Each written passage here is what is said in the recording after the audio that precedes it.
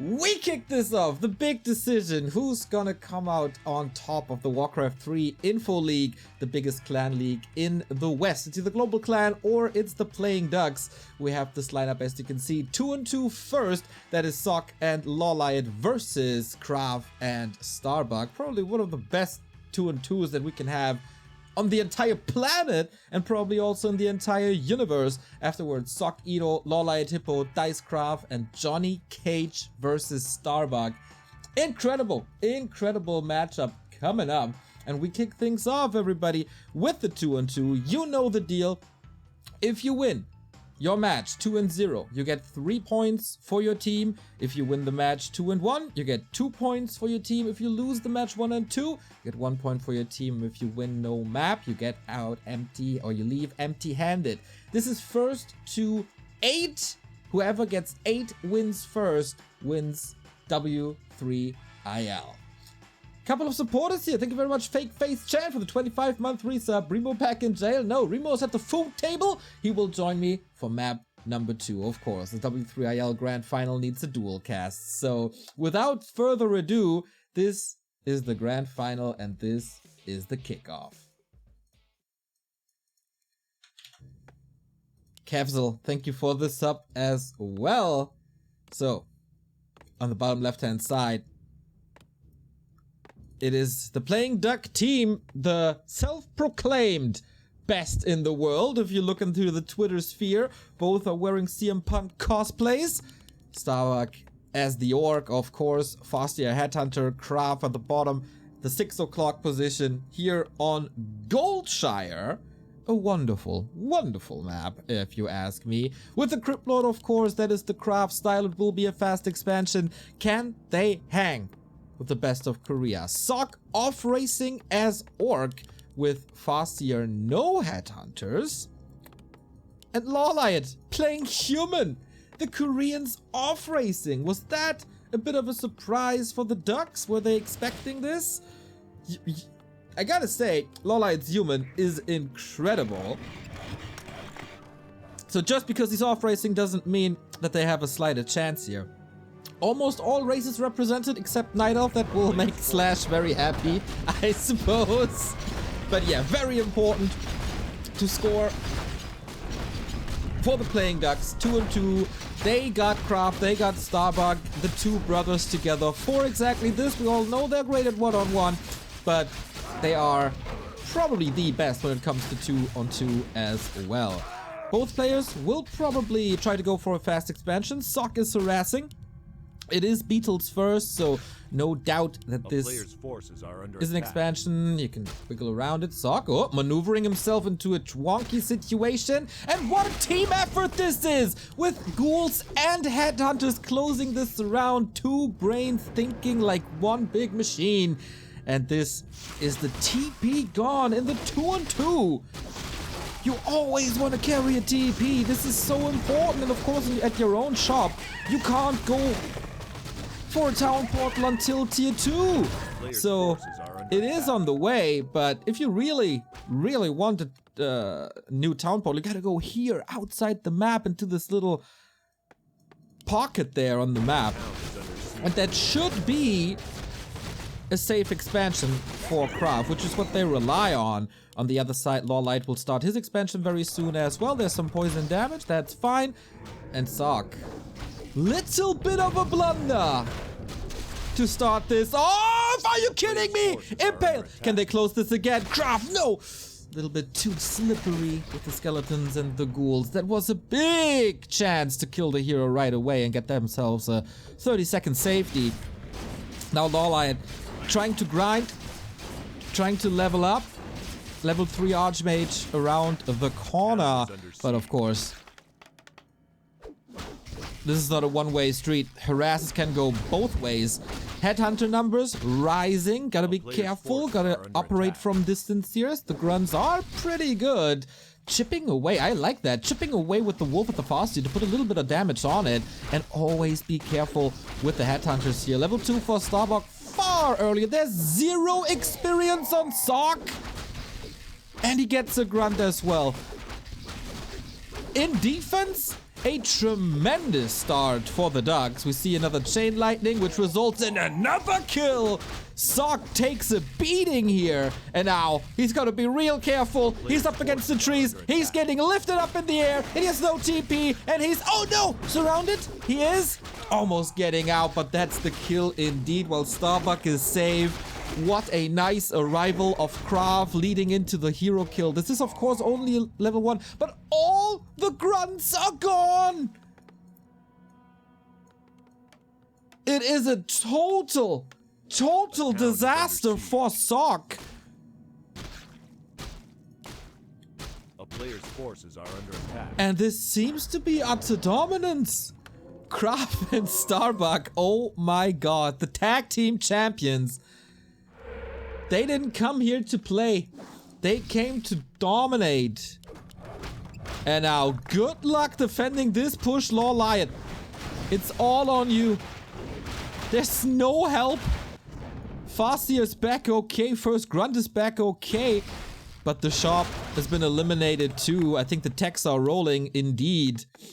Oh, the tier 3 already rolling for Starbuck. And LawLiet's still waiting for the tech. Oh my god. It's definitely the Ducks map to win from this point on. Economy, even. Level advantage Ducks.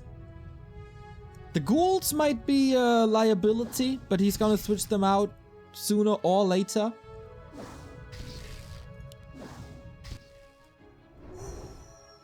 How do you salvage this now? LawLiet Sock. Starbuck continues creeping, gets to level 3. KraV postering up a little bit. He's not too far away from 3 either. A player's forces are under attack.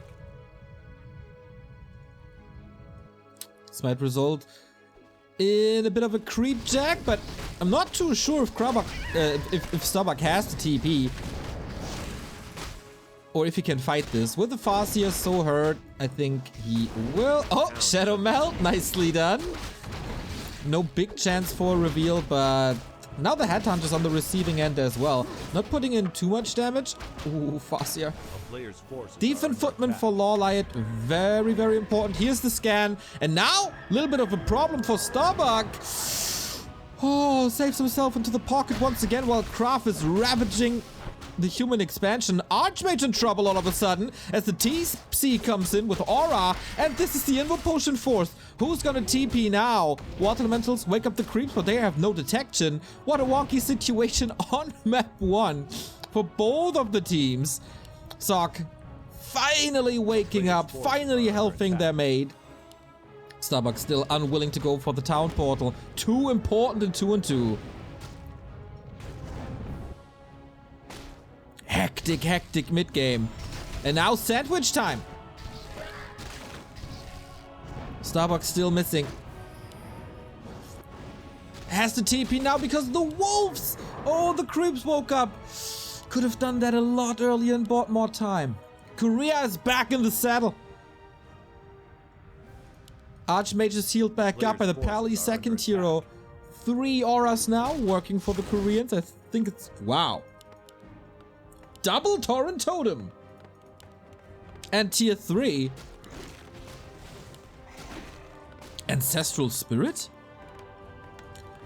Double tier 3 on both sides. So this is super exciting. Double Slaughterhouse for KraV, who's not going into Wyvern, but probably going to Mass Destroyers. Shadowhunter third. Kodo, more Headhunters, as Korea is taking a big chunk of the pie in the north. Soaking up, getting the big heroes. Missing a third hero at the moment is Sock, probably thinking, hey, I got the Pally, maybe that is enough healing. While the Ducks are looking for reinforcements. Whoopsie. The spell here. Biggest item and biggest camp on the map goes to the Ducks. Starbuck needs to creep up the TC. What? Oh, Zeppelin drop by LawLiet! I don't think they were ready for that. Shadowhunter is at home, so is the Kodo. Concrete upgrade done. And so they can't really do too much. It's a threat. He has to respond to this at some point. But this looks pretty salvageable, as the repair was also there in time. Sock continues creeping. Also, sharp axes. Incredibly important at this stage of the game to go for... Oh, look at this. To go for the heal scrolls. Decent damage, but not enough. Level 3 on the Crypt Lord. Could even be level 2 Impale while Starbuck goes shopping for no heal scrolls just yet. But I think it's time now. Yes, double heal scroll invo potions. Both teams waiting for the tier 3 to unfold. We get gyros, of course. We get more priests with inner fire. And is it time? It is. Big Tauren. And is KraV ready? Doesn't seem like it. Little bit of an ambush. Incredible performance by the Korean team for Global Clan to salvage this early game. Like, wait. A wagon? What's the wagon for? Does he have disease cloud already? Oh, it's coming. Okay. No misclick. Interesting. A player's forces Might be are of the under attack. opinion that his backline is safe. And then spreading disease cloud can be pretty amazing.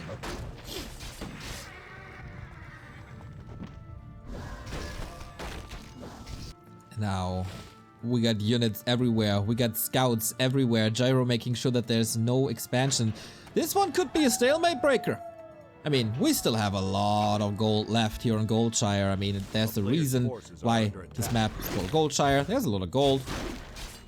And it's a Shire. Yeah, Goldshire. Hero levels 3-2-1 for KraV. 3-3-1 for Starbuck. LawLiet at a 3-2. And 2-3 here. So in favor of the Ducks.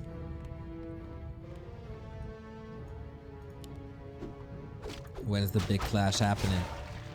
Expansion by Starbuck. If this works, the scout was a little early. They didn't see this. So of course, KraV and Starbuck can play it safe. And wait for this third base, fourth base, to pay off. This meat wagon. Is there... I mean, he can send summons. But apart from that, they don't have mortars or anything. Switching into more rifles, inner fire, playing ducks, posturing up. The town is under siege. The map belongs to the ducks at the moment. Here's the scout. That wolf scout. Whew. The problem is, it's already at 50%. Ducks are in the middle of the map. They have shop control on the right hand side. No chance for Global Clan to go to this shop at the moment before pushing. Smart play. Smart play by KraV and Starbuck. Yeah, it's a little bit of harass, but you see the duration. This will end. No invisibility there. They know this is happening. This might give Global Clan a little bit of a chance to stock up on items. 4, 5 Tauren. 6 and 7 coming. Oh, this fight will be nothing but epic. Could be sandwiched here, but that also means no clear front line. For the Global Clan, TC comes in, stomps on the pally. They want to take him out. Oh my god, throwing everything they got at the pally, and he's just dead. Oh, hero kill. That was a big commitment though. All the spells on the healer. And now this returns. Oh, he just dodged the storm with an info potion suck out of his mind. The Tauren, can they carry? He's a big artillery. Here comes Starbuck once again with the storm. Everything the hero focus is just nuts by Starbuck and KraV. Lich is back. TC moved to the side. The Tauren quickly disappearing. We have a lightning shield coming up, and the backline for playing ducks is just looking so healthy. It's incredibly hard for LawLiet to get back into the fight. TC dies for Sock as well. Tauren, as I said, just gone. Invo potion on the Crypt Lord. He might die soon. Disease cloud is absolutely everywhere. Oh my god, the Crypt Lord healed back up by the coil, and this looks like a lot of ducks to me. Lightning shield, okay, it's time for the first heroes to fall. I think if there's a little bit more mana, ducks take this by all the hero focus in the world. Also a lot of healing. My lord, what a performance, what a fight, what a demolition. Last second coil, he's trying to do some ancestral spirit to get the torrent back up, but 3 demos, and they're tearing this base apart. And what are these gyros for? We were looking for some destroyers, but there weren't too many. TC lines up another Storm. Sock has a TP once again, but can he even pull it? There's another Hex. The disable is just everywhere. Another first hero decapitated. And they fight them one-on-one. The base is gone, and it's GG as the Ducks win map number 1 in an epic battle. Sick start into the grand final. Everybody but Sock can be pretty happy with that, I guess. Because that loss is kind of his fault, I want to say. What was that early game? Getting vanilla surrounded, losing 3 to 4 grunts in the very early game. That is not allowed to happen. And this is exactly what the Ducks needed. And you know what we need, ladies and gentlemen? For a grand final, you need more than one caster. And it's time for the Remo Demo to arrive. Oh, wait, people can't hear yet. Wait, people can't hear yet. There you go, now they can see you and they can hear you.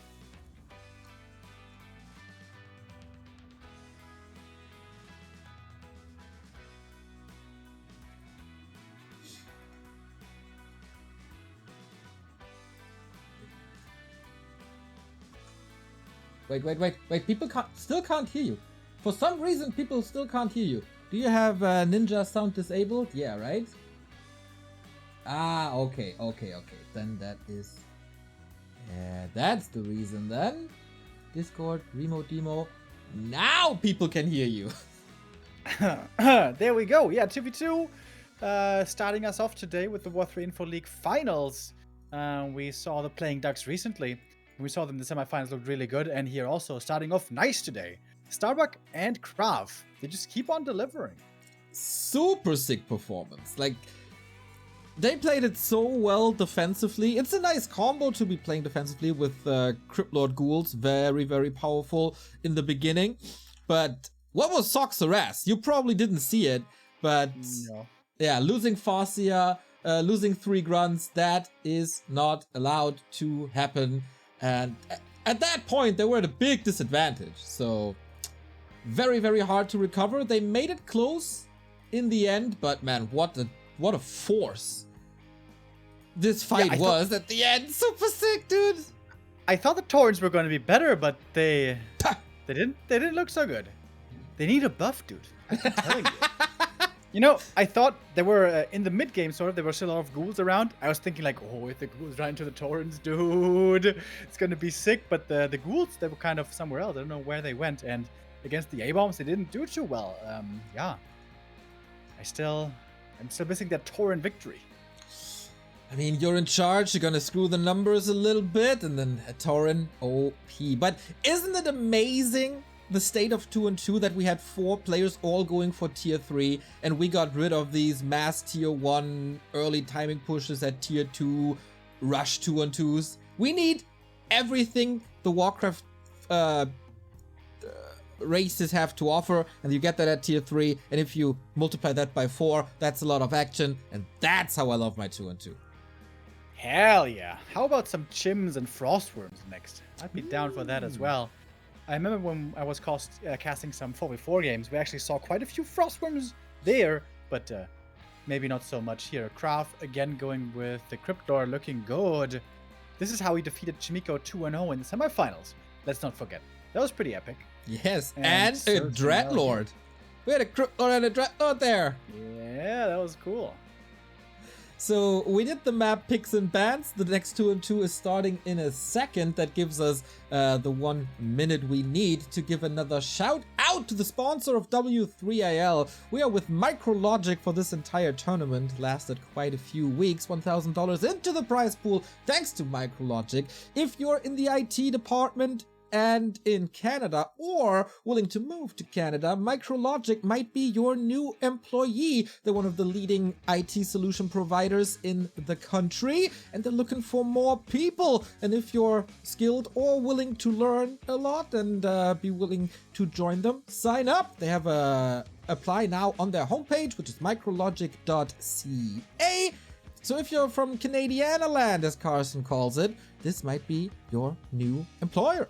Remo, will you try to sign up? Will you apply? Really cool, really cool. No, absolutely not. But it might be something for you as well. I know that you're really good at coding and that you love coding, Neo. Dude, don't you? Nobody does the hello world better than I do. No, coding and IT is a universe that I will not step into. F that. But good luck to all the folks out there who do. And good luck to our players on the second map. Important points here for playing Ducks, right? There's some matchups where they definitely will have a very, very, very rough time. So scoring here in the 2v2 is important. That is exactly what I said, Remo. Our minds once again linked as if Spirit Walker casted Spirit Link on us. I said the same, like, especially if they win this 2-0, this is so amazing for the Ducks. We end up on a classic Warcraft map, that is Nullwood, and we play the age-old game, does Neo recognize the fountain?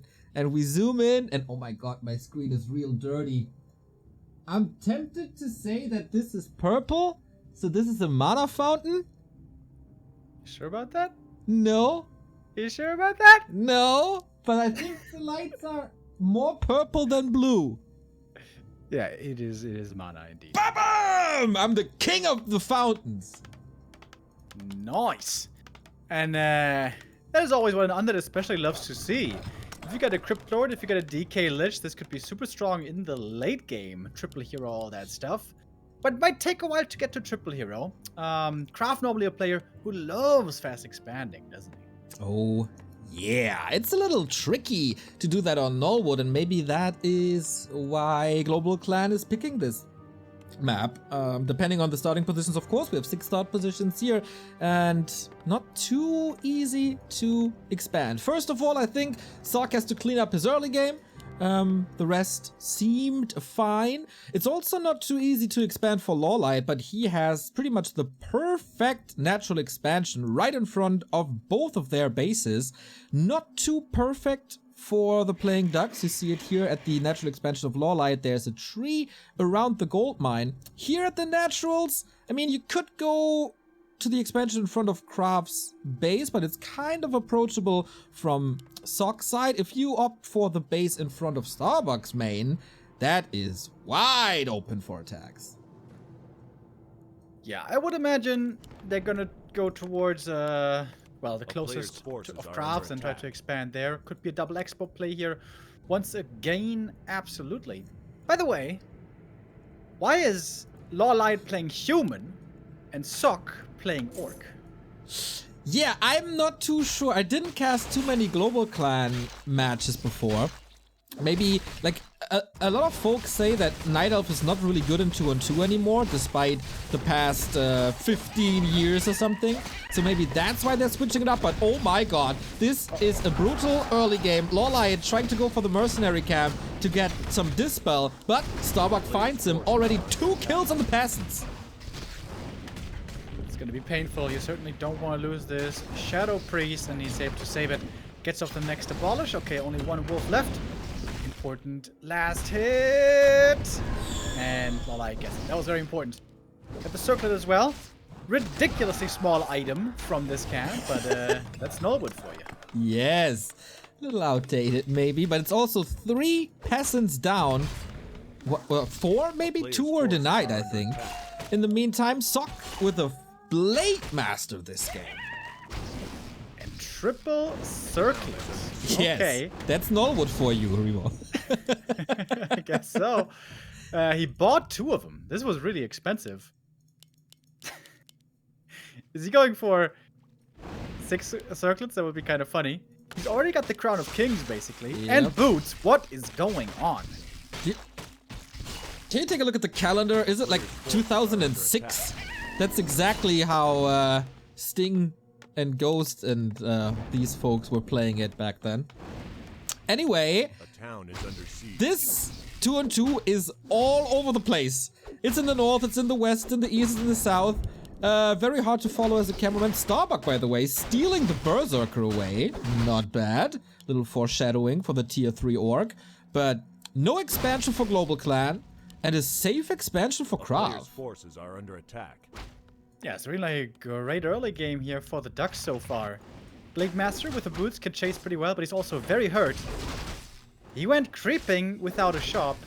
Or without shop items earlier, but now he's healing up, I guess. His friend, the Archmage, helping him out.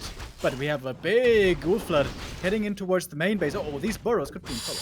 Oh, it's again Sock at the receiving end. Starbuck is buying a lot of time here. Also puts damage on the Blade Master, as you said already. So even if Sock is portaling now, there's an impale. And that can be very, very brutal for sure.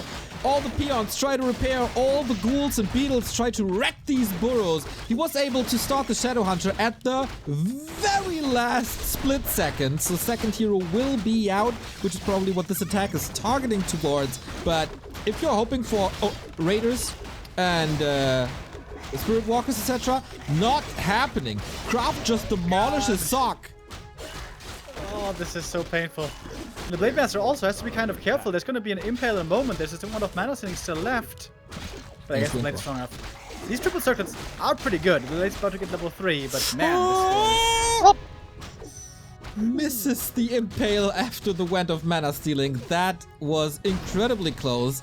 LawLiet versus Starbuck in the north seems to be going the Korean way as the Berserker fell. No level 3 just yet, but very, very soon. Oh yeah, there it is. And these level 2 Watch Elements are going to be very scary now. The Farseer only level 1. So it might not be completely hopeless. It might not be curtains by any means. Because also KraV lost quite a bit right there in that attack. And the attack for him was very late. But we do have a TC now out for Starbuck. And the Beefy Cow is going to throw out a couple of stomps here if needed. The Blade Master shows up and that's a lot of damage. Oh, very nicely done, TC. Oh, LawLiet shuts the door! But TC is able to go to the shop for another potion. Needs another stomp. How's the cooldown? Not quick enough. Also, no reveal. And Mr. Remo Demo in a stressful situation causes a lag. That is, of course, very unfortunate. Ooh, stressful situations for both of the teams. And we lost the Demo Man. Stressful situation for me as well. Yeah, very interesting question. What's better? I mean, 2 burrows down is such a big delay. Starbuck, no tier 2 buildings out yet, but his priority is to get the tier 3 for the Berserkers.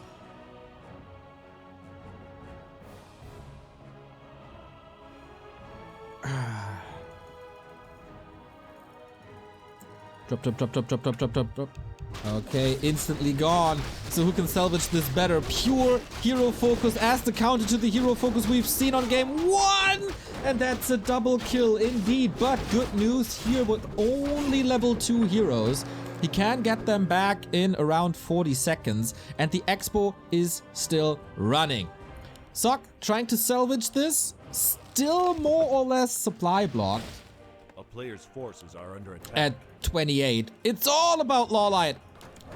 He's also blocked at 28. Due to the fight, he forgot to rebuild the farms.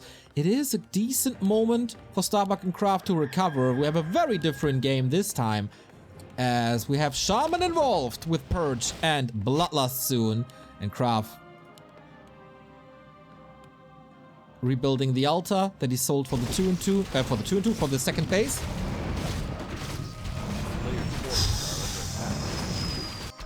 Man, I love this 2-2 so much.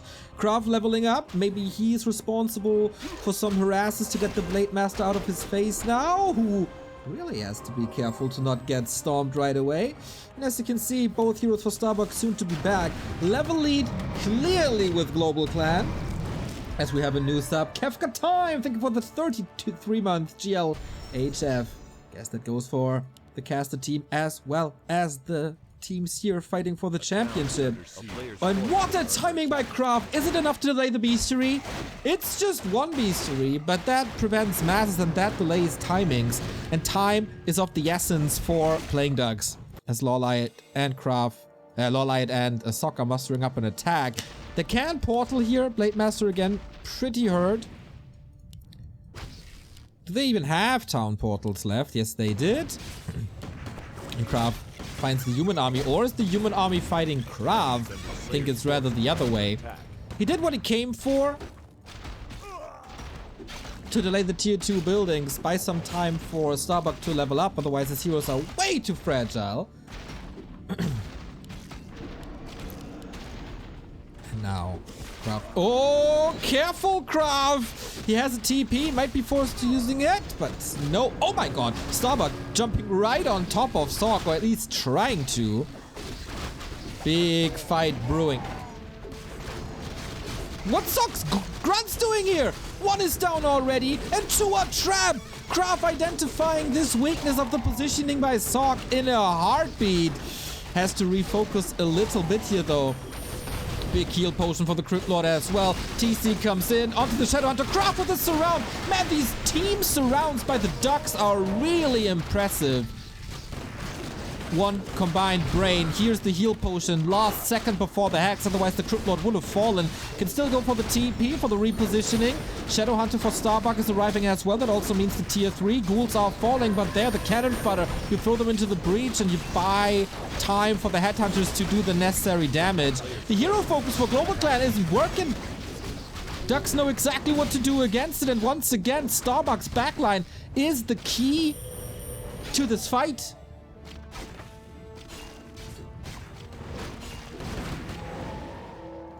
And the expo stands. More income, no second base for Global Clan. And is this the timing push then? This looks rather weak. More reinforcements, DK, so necessary. Gotta be careful to not be surrounded. He has 2 mana potions. Oh, he's like the courier in Dota right now. And he keeps himself safe while the TC finds the epicenter of the Global Clan army. In trouble now, but he did the job, I think. Mana was gone anyway. It's the 3rd hero focus for LawLiet and Sock.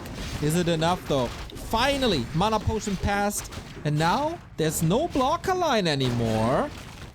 Are the Koreans doing it? Level 4 Blademaster hits like a truck with the boots of Kel'Thuzad they found in the middle. KraV at 37 supply only. He does have the summons. Rifle numbers rising and the positioning for the Koreans is getting a lot better. They can use this avenue. Reinforcements are going here and the raiders pick them apart one by one. No resupply for this army. We got bloodlusted ghouls now? Okay. Shaman and Paladin, of course. So much sustain in this army. Waiting for the TC to come back. And when will KraV use the mana potions? Hiding behind the towers is the smartest they can do at the moment. And statues. Ooh. We cannot allow the statue to be picked up. Impale must be coming in soon. There it is. What's the play? No healing on the Crypt Lord. Has to go for the TP repositioning. This is not going to be easy. The Blademaster lurking in the shadows goes for the Shadowhunter. Eviscerates him. And this seems like a big map loss. The Shadowhunter falls and not much is left for KraV and Starbuck. It looked so good until it didn't. All the heroes falling. KraV again. Town portaling into it. He needs a massive, massive fight now to buy more time. Disbelieving on the blight. It feels like this Crypt Lord is totally lost. Heal Scroll doesn't save him. The Crypt Lord is falling soon. Here we go with the 162 crit Global Clan. The timing was sharp enough as they clean every single available hero for the Ducks, pushing them back a little bit now, but still This is looking pretty bad. Or are they fighting back? We have a Stomp soon, if they survive until this moment, but not with another 160 crit. Starbuck calls for the GG. It's the tie 2-2 as Global Clan strikes back. And I'm also back. Goddamn internet. Welcome. Important point right there for Global Clan. As you mentioned, if they had lost 2-0, that would have meant 3 points for the playing Ducks. But here, this certainly staunches the bleeding at the very least. Close, though. Very, very close. This was probably the most unfavored map for the Ducks if they want to go with this expansion play. This was probably also the reason why Global Clan was going for this map. Sharp timing attack. The double hero kill was, of course, favoring them quite a bit. Sock, once again, identified as the weakness here, and he really gotta fix his early and mid game. Yeah, that was super painful in the main base. The peons there suffered hard, and the Boros and everything else. But this Blade Master actually worked out super well. This was like old BattleNet meta. Bank everything on the Blade Master, take all your eggs, and put them all in the Blade Master basket. And oftentimes, that can really backfire, and the Blade Master doesn't look that convincing, especially in 2v2. Especially if he doesn't have tier 3. But here, it looked really good. And the Holy Light from the Paladin, of course, there helped him out tremendously as well. Right, that was a nice combo they got here. It was also, like, how much sustain was in this army? Brilliant Aura, Paladin for healing, of course. There was a Shadow Hunter, Priests, Shadow Priests. They could stay there forever. Yeah, I like that quite a bit. I like that they didn't try to go for some weird torrents again and maybe like enough fire rifles. No, hit early. Like with this fast expansion play, the Crippler is going to be level 3, yes, but only level 3, not level 4, no level 2 Impale. The DK is going to be low level. And then with that push, with rifles early, on tier 2, with all that sustain, like you said, you can whittle them down. That worked well, but will it work well also on the next map? The next map is once again a Warcraft 3 classic, and what a map to decide this 2-on-2 on. It's one of the most beloved maps in all of RTS. It's time for Lost Temple.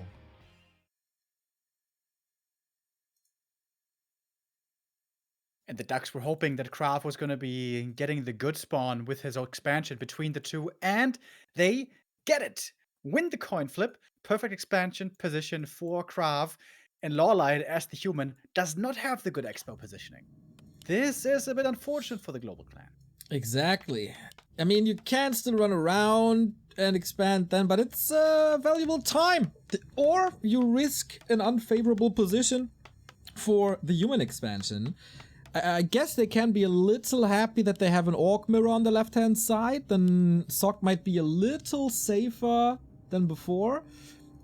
But before we go into the nitty-gritty here, we thank Ralphus for the 42-month resub. Not a Prime sub, not a Tier 1 sub. No, a Tier 2 sub. You wonderful, wonderful soul. Nice to have an English duo cast again.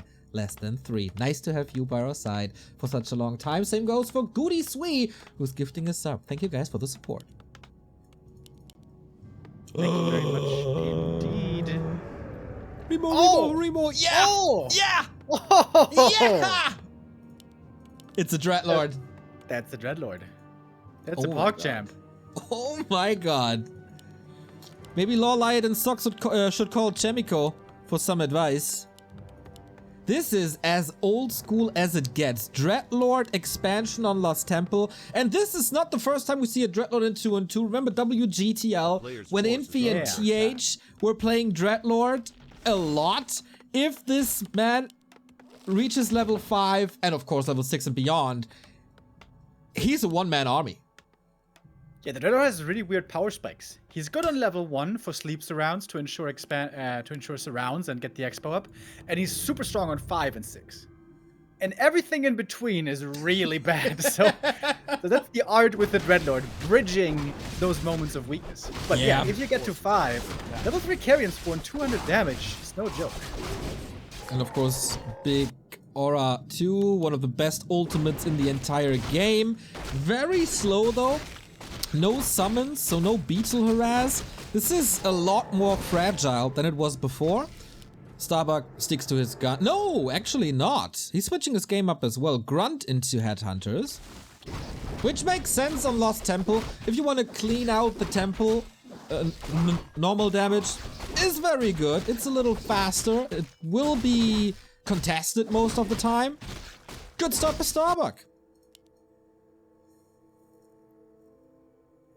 Absolutely. Dreadlord gets to level 2, is not going for Aura, so it seems like it's going to be a sleep and carrion build. At least until level 4. Some ghouls moving out, getting intercepted. LawLiet looking very aggressive over here.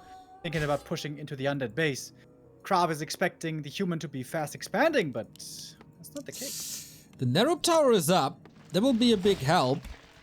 But the rest... Oh, Dreadlord not here yet. Did they scout the Dreadlord before? You gotta be real careful to not get surrounded here, but I don't think he has the necessary force, or does he? Oh, he does! Can he fight out? He's trying with the Water Elemental. No, not sacrificing too much HP. And there is more sleep where that one came from. KraV playing the Sandman.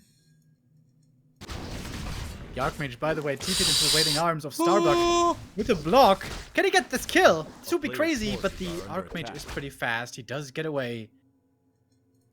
For now. But what they accomplished, Global Clan, is KraV is not expanding. Still no Haunted Goldmine. Why is that? Yeah, his lumber is just very low. He brought a lot of ghouls to creep at the beginning, and then he got harassed, pulled the ghouls again. Then he chased after the Archmage, pulled the ghouls again. So lumber, yeah, really holding him back. His ally perhaps could give him some. Starbuck has 200 lumber. Sleeps Sharing around. is caring stuff. True. Sleeps around on the Farseer again. Unable to fight out. So that's 2 TPs gone. That's a lot of mobility. And at tier 1, of course, you can't rebuy TPs unless you go to the neutral shop. And that allows Starbuck to creep the middle. And you know the old Lost Temple rule, Remo. Whoever creeps the fountain wins the game. Yeah, and guess what he found? One of the wind. Against 2 opponents who don't have a TP anymore. That could be 2 first hero kills. And that's exactly what decided map 2. Also lots of healing for the Headhunters now. For free! They are stabilizing and they're expanding. Love the orc shop at the undead expansion. Hell yeah, dude. Give me those clarities for the Dreadlord. This is the new Lost Temple, by the way, right? We have taverns. Yes. Okay. So you could go for tavern heroes if you want to. KraV, find Sock. Here's the sleep. Counter surround. Oh, he dead. Oh, he dead. You know it. Is he? Oh, he's so dead. Oh, he's trying to. There we go. Sleep again. Still needs to close it. Here we go. Ghouls are coming in. TC can't do anything. Oh yeah, that was an execution indeed. Scroll of the Beast popped. Oh my god. Oh my god, this is such a powerful army. He might use the Wand of the Wind. Wand of the Wind. Starbuck missing a big opportunity. He could have killed the Archmage right there. He stopped moving. Oh, can he reach? There we go. Goes for the TC. Not as great as using it against the Archmage, but he's preparing a block. He wants to go for the double surround. No way. There's a Water Elemental, but he surrounds that as well. A triple surround. TC dead. Archmage dead. What is this game? The Playing Ducks, the Lord of the Rings. Yeah, this game might be over. Level 3 on the Dreadlord. The Carrion Swarm now hurts quite a bit. That was so many kills. Farseer is about to get level 4 already. This is absurd progress on the Orc first hero. There is reinforced defenses for Sock, thank goodness. But there's something knocking at his door. He doesn't like the sound of it. No. That was a sick play. Out of Warcraft, are you watching? What a crazy disable this was. And the Dreadlord, once again, in the hands of KraV, he has such a wonderful sense of when to use his sleep. He's never over spamming it. Always finds the right moment to do max damage. player's forces are under attack. Did lose a couple of ghouls in return, but I would say well worth it. Now heading towards the expansion. It could be a peasant slaughter here. There's one arcane tower, but that one doesn't really matter too much. Mass Raiders by Thok looks a little bit like desperation if you want to go for base trades. There was good damage to the economy. No big disable anymore. No way! The Farseer again! Didn't even get sleep, right? It just no! Vanilla! kind of got vanilla surrounded. Yeah. Ouchie. That's that hurts. And more peasants falling as well. Oh boy. Painful early game for the Koreans. Well, this early game might very well be the late game. Town is under siege. We got Carrion Swarm in now. A little bit of harass with the ghouls. There's Archmage. Oh, okay. No disable anymore. Look at KraV! He's expanding bottom right. Player's forces are under attack. Awesome.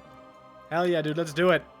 3 expos, mass ghouls. I would love to see some A-bombs later on. Yep. The tier 3 tech has now started. Incredible. And the Dreadnought is getting caught now. If he gets stomped, he might be dead in range of towers. But safety TP, why not? He's rich! He's filthy rich. But... And there's an orc shop there. Yep. Clarity, heal self. Oh my god. Perfect, right? Speed scroll, hell yeah. Speed scroll on an undead. Well, if there's no decay, A player's you kind of forces need are it. under attack. Expo cancelled. That was a little ambitious, so to speak.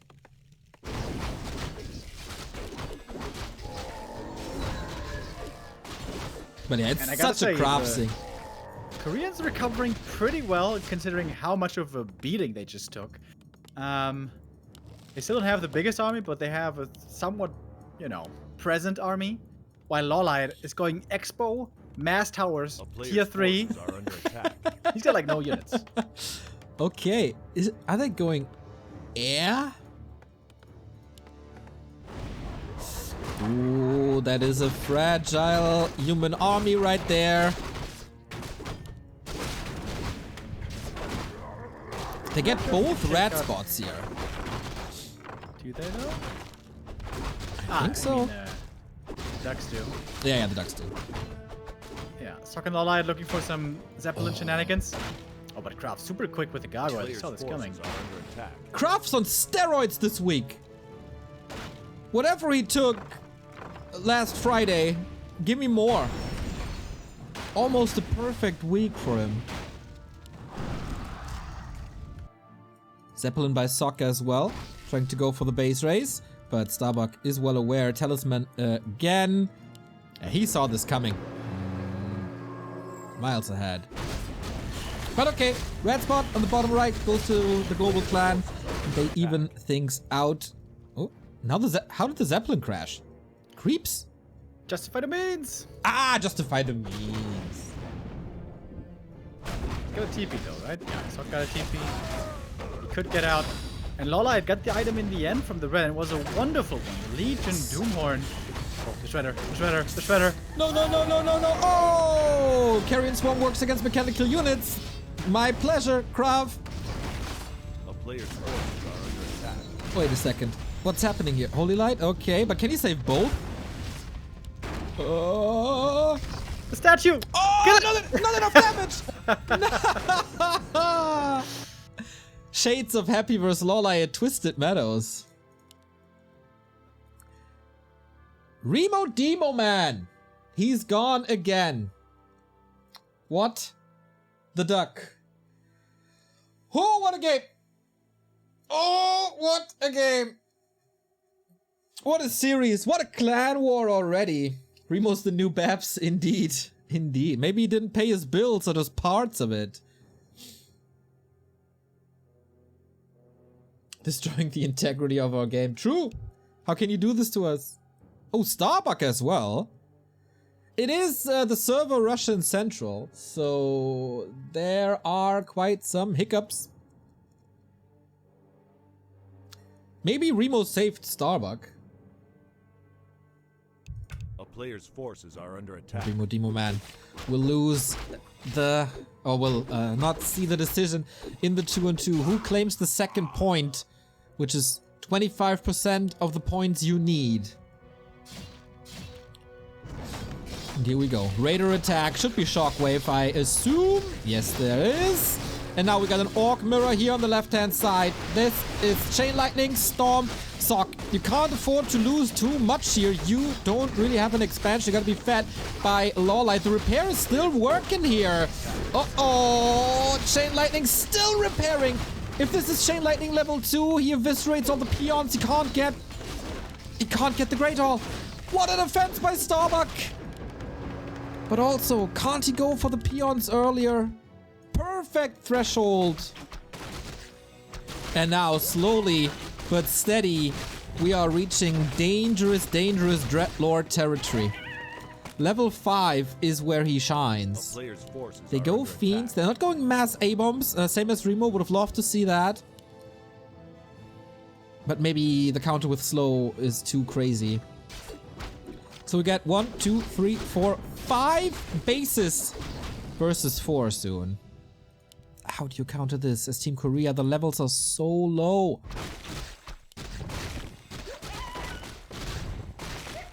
And the counterattack by Starbuck. LawLiet is going air indeed, and Sock as well. Oh, this means will not be justified. Or will they? Nope. Oh, and the second bat as well. Well, KraV finds himself in the middle with the surround. Oh, almost the surround of the Farseer again. But mass air human. Is that the solution? First of all, they're trying to pull Sock back. He is not the one responding. That is LawLiet. Calls the air. Takes the fight here. It's actually KraV responding to the Orc threat. And Starbuck taking the fight. Are these Griffin numbers enough? It's 4 only. Ah, feels like it is. This is absolutely worthy a grand final. Great teamwork on both sides. Absolutely. Absolutely. Oh, 2 Fiends getting intercepted. Sock sprinting across the entire map to get this. But in the end, it's only 1 kill. They scout for island expansions. They go for more Fiends. And the Wolves, they find KraV's expansion here, which is not fully mining yet. Is under siege. But the Dreadlord is level 5, and that is just vicious. Level 3 Carrion Swarm is a freaking weapon that can be spammed. And we're getting closer and closer to the ultimate.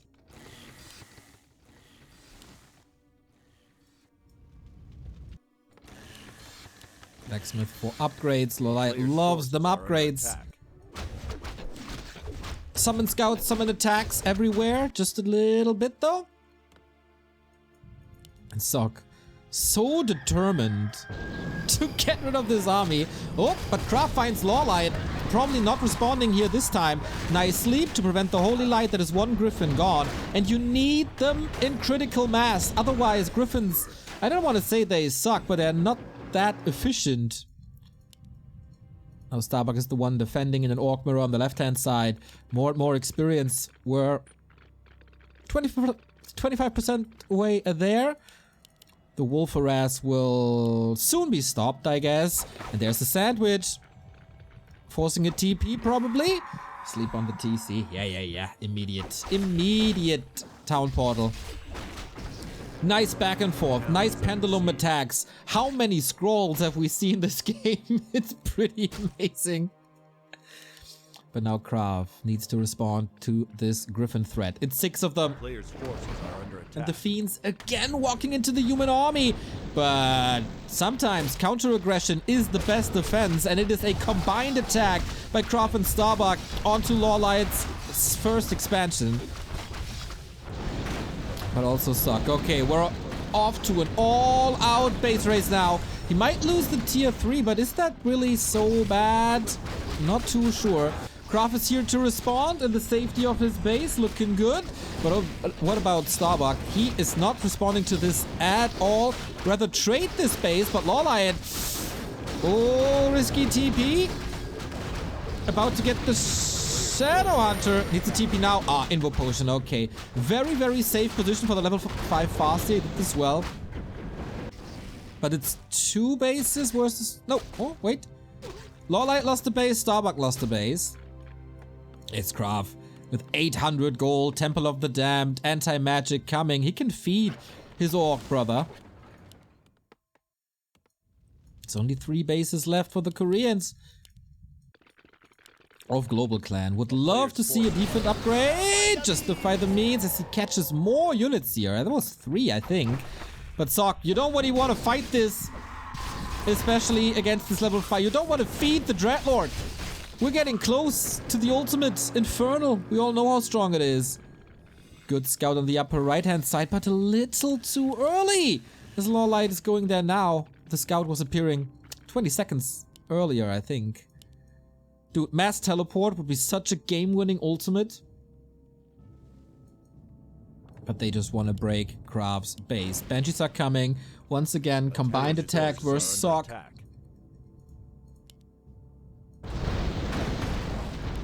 Are they willing to respond, or do they want this? Oh, ho, ho, ho, ho. Do they want this base? It looks like they want this base so bad. Want to get rid of the tier 2. Starbuck will of course hit the nail in the coffin here for the stronghold as KraV is responding with web. Not going for any griffin traps. Oh! What was that? He cancelled something. I don't know how that worked, really. But okay, maybe staff launching or something. Anyway, combined defense by the Ducks, and that is an eviscerated Sok base who has no income anymore. Ah, he lost the Town Hall! He lost the Town Hall! Yes, of course, he lost the Town Hall. He couldn't TP anymore.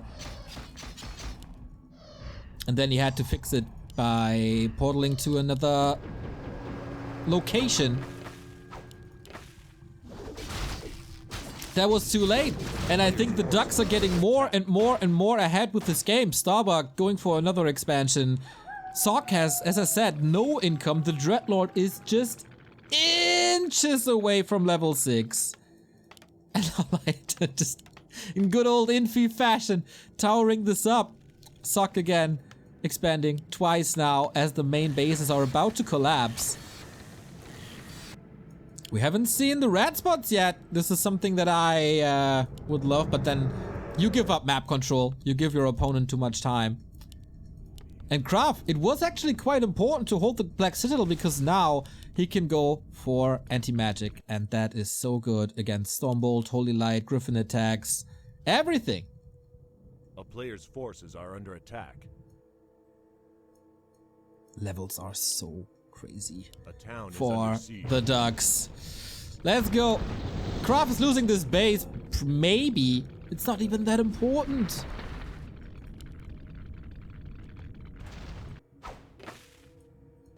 As another attack is cancelling another base of Sok.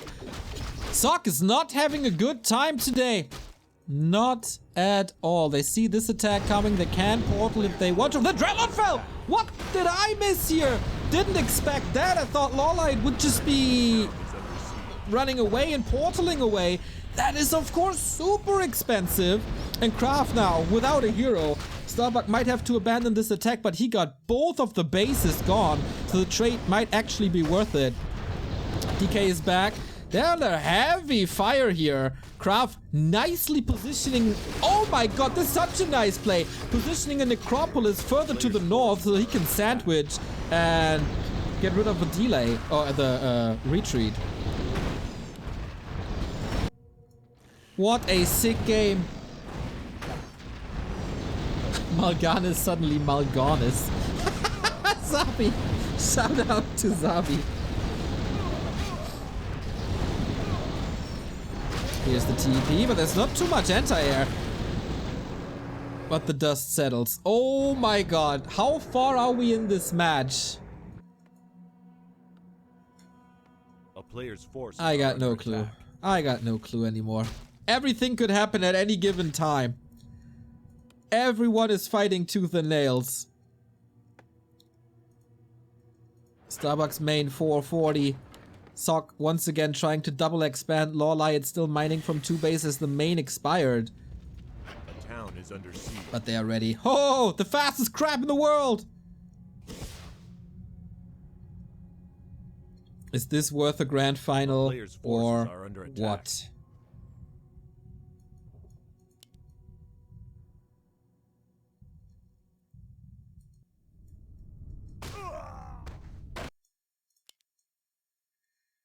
Remo said his net is not stabilizing, unfortunately.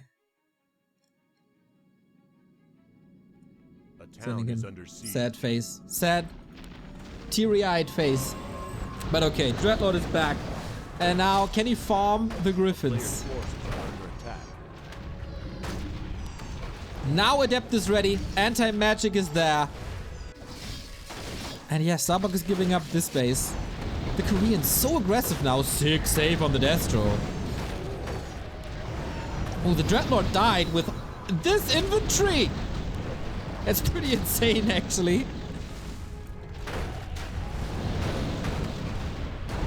Yeah. Starbuck's main also empty. Dreadlord! Clutch coil! Oh my, that's the level 6. Does he have the mana for the Infernal? He absolutely does. He needs to save himself somehow. TP, anti-magic, exactly, that's where it is. But we have the Infernal, and oh my god, look at this damage. Look at this big boy pulled to the other side of his main. There's the coil ready again. LawLiet might be overcommitting. All the Griffins wept and also misses so many of their attacks. And the attack speed isn't even that great. Pally in trouble. So is the Dreadlord. LawLiet and KraV fighting tooth and nail this time. No TP, but the coil. Oh my god, he really wants this Dreadlord, and he really gets this Dreadlord. But here comes Starbuck to the rescue. Staff. Oh my god, staff out now. Can't get the Pally. That level 6 hero revive is so expensive. And Starbuck isn't mining anymore. Would love to have my graphs now. Who's earning more? LawLiet and Sock. They are bringing the heat. One base down here. But KraV is still mining. How long is he mining at the expansion? 2.2k. Okay. A player's forces are under attack. An incredible fight. KraV losing the Dreadlord twice. And now the Necropolis is gone. They can't TP. Here is Starbuck to the rescue. Gotta get rid of Sock immediately, but it's hard to do against Shockwave level 2 Chain Lightning. Not much repair. Here's the Hex though. Here's the Storm soon. The Symphony of Orcs kills him. Oh no! That was the TP. They might sacrifice this expansion, but they get rid of the entire Orc army. They're trapped. What a play by Starbuck. Sock not careful enough. And now it's up to LawLiet to do the heavy lifting once again. Sock. This is the story of the 2-2. Sock losing the harass in the early game, getting his heroes killed and his grunts killed. And that is such a huge win.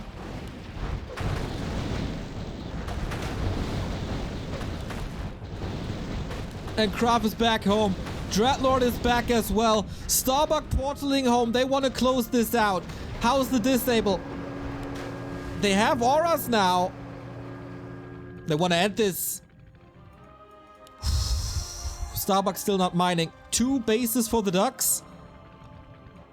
4 bases for Global Clan. That distraction was working out well, but the pendulum swings back. LawLiet was towering up hard. Can they break it? LawLiet's damage is crazy. Invo Potion on the Farseer. It's pretty fragile. Another TP force. Then this is the attack on LawLiet's base as Sock is making sure after being eviscerated that there's no base for Starbuck coming up. What now? A player's forces are under attack. Ooh, Watt Elemental almost getting the crypt. D-Forsaken, thank you for the 3-month resub. Thank you for the work, guys. Much love.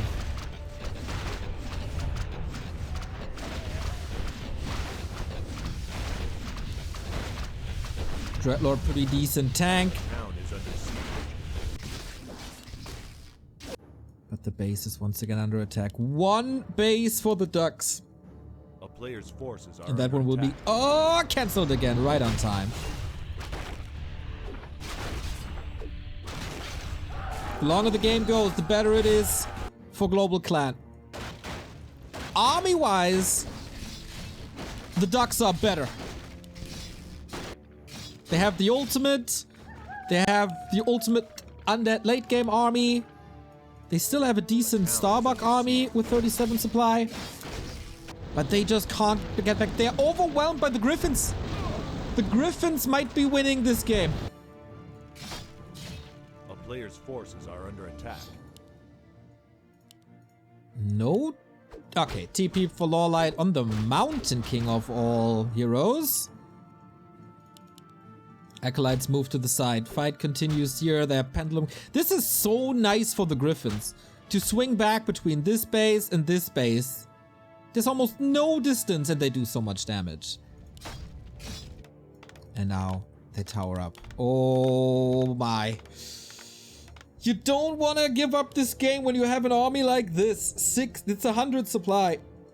A player's forces are But LawLiet, he's saving this base with another TP. Maybe they left this too early. There's still 3k in this base. And Sock is able to rebuild. Sock's being fed. Sock has 2 bases up as well. How long? 150 gold here. That's a lot of gold here in total.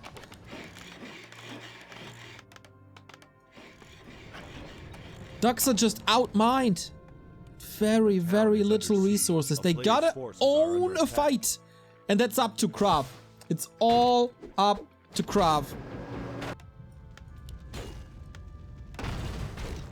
There's a big attack coming. Will LawLiet agree to this fight? He's flying deep into his base. TC is not part of this fight though, as Sock is going for another base attack. Really wonder why KraV is not rebuilding his expansion. Now they have 0 income. a player's forces are under attack. They want to break LawLiet. They have to break LawLiet. The town is under siege. Is that army big enough? Not much anti-magic. It's just on the heroes. An incredible performance by LawLiet and Sock. Knowing their win conditions so well with the mass air, which was a late response, to be honest.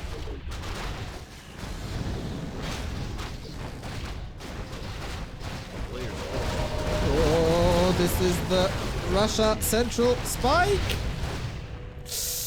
Massive spike. Yep, exactly. Only on this server.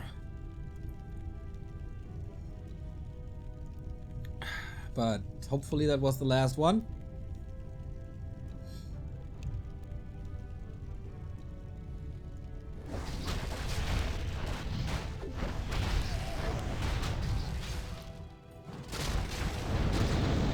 LawLiet can just portal out.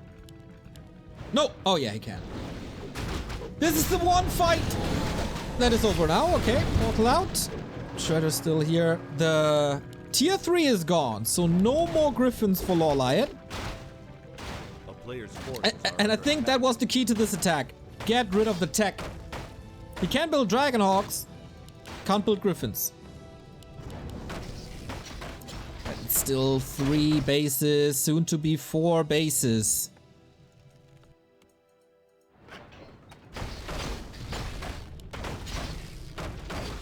Ducks stemming against this defeat. Self-proclaimed best in the world team, Starbuck A player's forces are under attack. and KraV. Are they going down against off-racing LawLiet and Sock? Big double kill, level 6 Farseer. If it comes to base race and knocking down expansions, Earthquake can be incredible. But you gotta have the right timings to push. Another base by KraV. He's hiding Necropolises now already.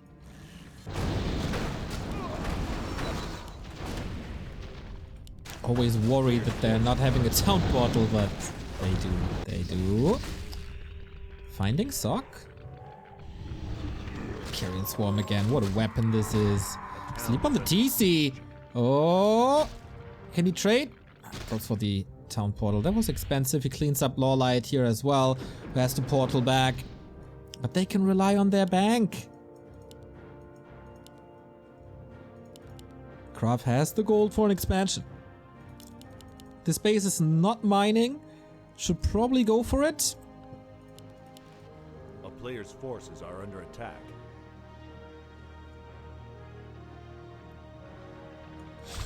Oh, they hit the base. Is it earthquake? First it's chain lightning, now no mana anymore.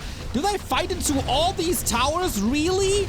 Pally is in trouble. Trying to TP. I'm not even sure he's in range. The Pally, just dead. And the TP gone as well. Portaled home, didn't work. Oh, what a big play for the Ducks. There's a pendulum attack though. Here by Sock, the wolf sees it. They can respond. Can they take out the base in time? Pally gone is so huge because that's the holy light. That's the life-saving holy lights. KraV almost gone. We really have to count the buildings soon. And how to deal with this 10 armored griffins. Tavern revive, of course. Pally's back. KraV's base wiped out. They're looking for island expansions. Not happening. Not even crept yet. But this base is not gonna last for much longer. There's only 5k left.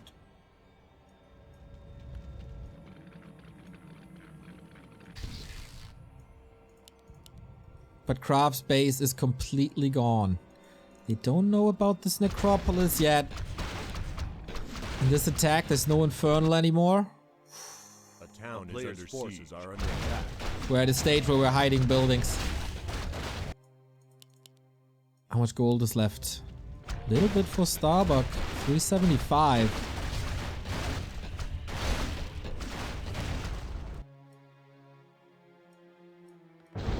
Oh no, the necropolis just finished! And they find it really, really rough.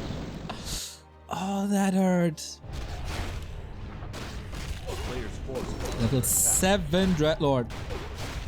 Cheap asleep. We're down to 3 buildings for the Ducks. And they find 2 of them. They know where 2 of them are. This Acolyte. Oh, he'll wave. Is that the last one? He has no peons left, right?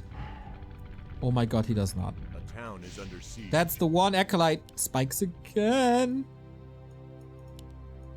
They are seriously down to 1 Acolyte.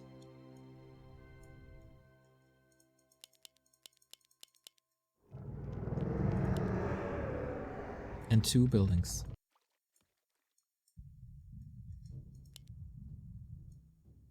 Dude, if this works.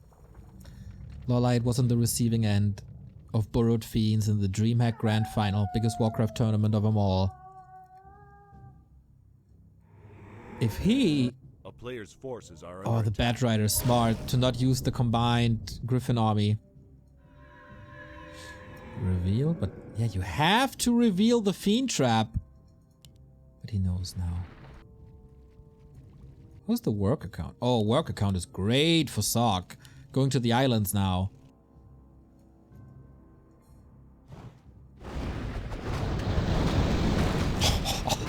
Damn it. They give up are under attack. all the map control. There's so many buildings left. There's so many workers left. How do you win this game as KraV and Starbuck?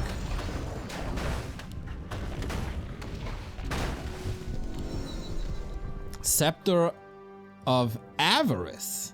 That is for this stage of the game. That's the Alchemist ulti for this stage of the game. So nice. Players' forces are under attack. But okay, Starbuck finds him here, wants to shut down. Wait a minute. This is the last one. They found this. They found it and they killed it somehow. I don't know what happened there. But now they go for the necropolis. This is the last remaining building for the Ducks. And they're towering this up. Okay.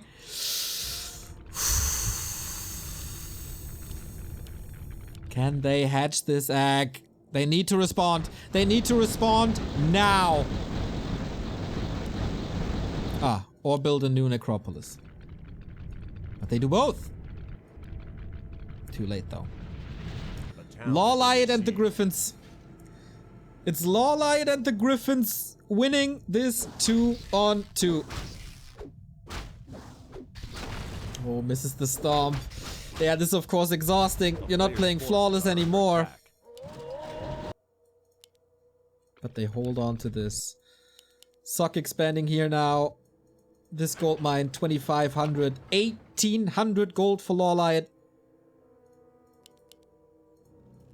1,700 for Sock. This is almost unwinnable. If they leave this necropolis, you lose the game. Wolf, decent. Necropolis seemed to finish, but they know about it. The Acolyte, that was the last one! That was the last one! No, the second last one, because he has a necropolis and can build. Oh my god. A player's forces are under attack. Oh my god. A town is under siege. Okay, does it work now? Can he reach? KraV! No! No, no, no, no, no, and now he saw it.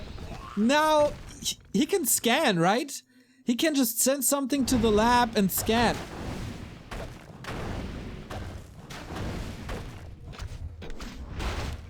Infernals can destroy bases real quick. As long as there's an Infernal and Wolf Scouts, etc., might be somehow somewhat doable. I know this from FFA. Infernals destroy bases. But now... Okay, we're rebuilding. That's the last piece of gold.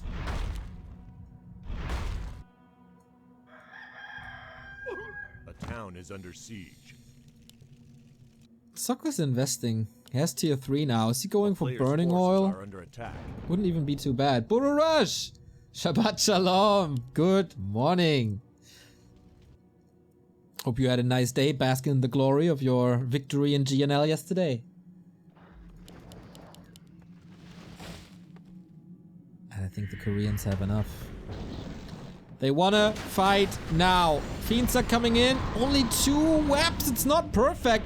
And I think Infernal is on cooldown. Not 100% sure. It might be an overcommitment by Global Clan to move into this, and they realize this as well.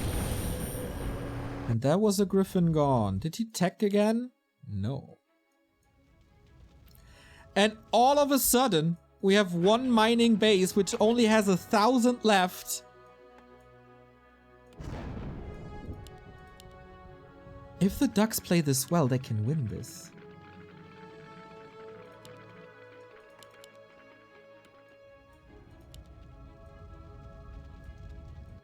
It will take time. Are we seriously gonna mine out Lost Temple? Might be. Oh, the tiny by Sock. This expo upper left A town is under siege. is a huge deal. A player's forces are Earthquake. under attack. Very nice to get rid of buildings, of course.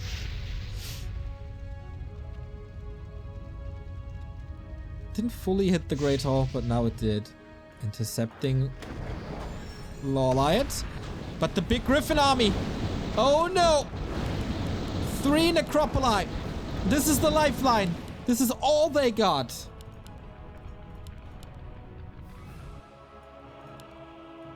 They have to play it FFA style. A player's forces And that are is... under attack. Oh! First of all, be careful about your heroes. TC is in a world of trouble. Goes in for the stop. He will never be able to revive him then. A town is under siege. Last second. He got rid of the Griffins here, but that's the fight they don't really want at that stage. 2 heroes super hurt. DK. Ah, clutch save for now. What about the TC? The Griffins are gone. The Death Knight fell though. Oh no, somehow. That's the coil gone. That is so much sustain gone. And they will never get it back. A player's forces are under attack. Epic! Epic 2-on-2.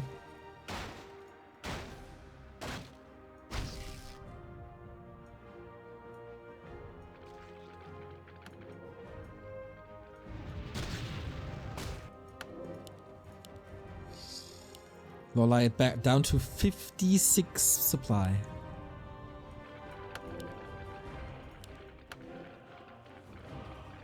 Imagine he had possession, possesses a peasant and wins because of this. Fiends to the rescue against the Bad Riders.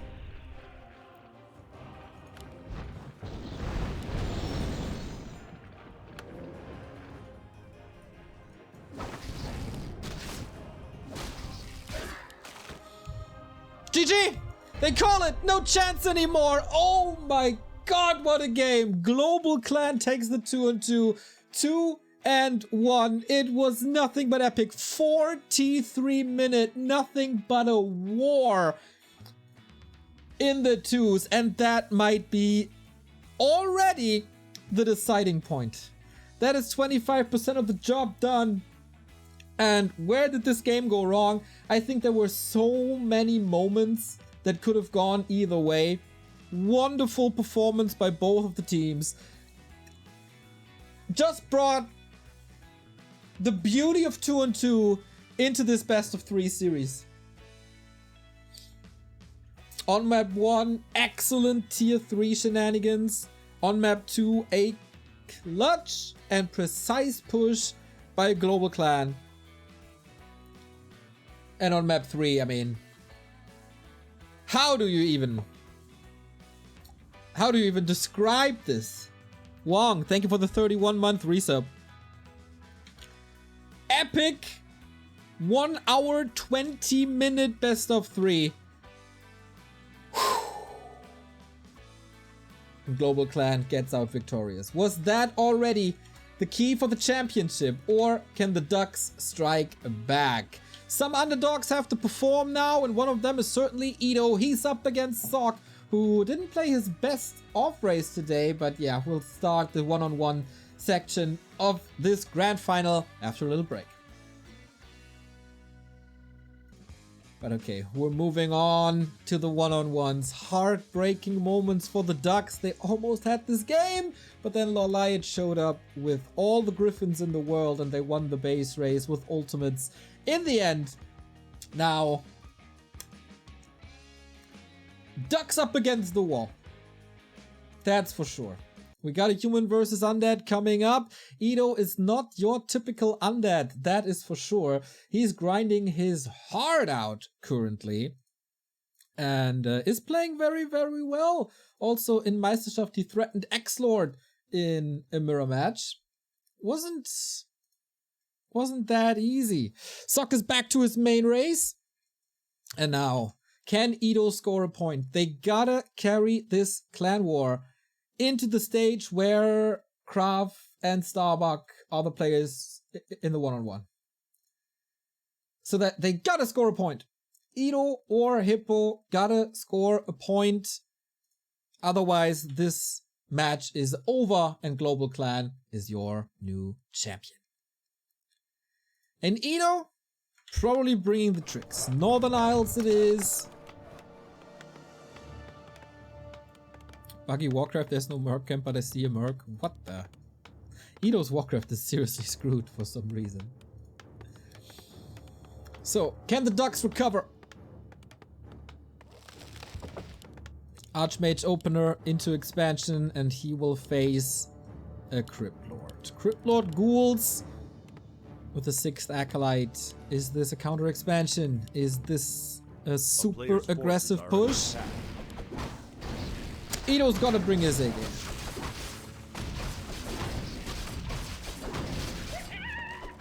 And to be honest, Sock didn't look too hot in the 2-2. It was LawLiet carrying the game, carrying the series.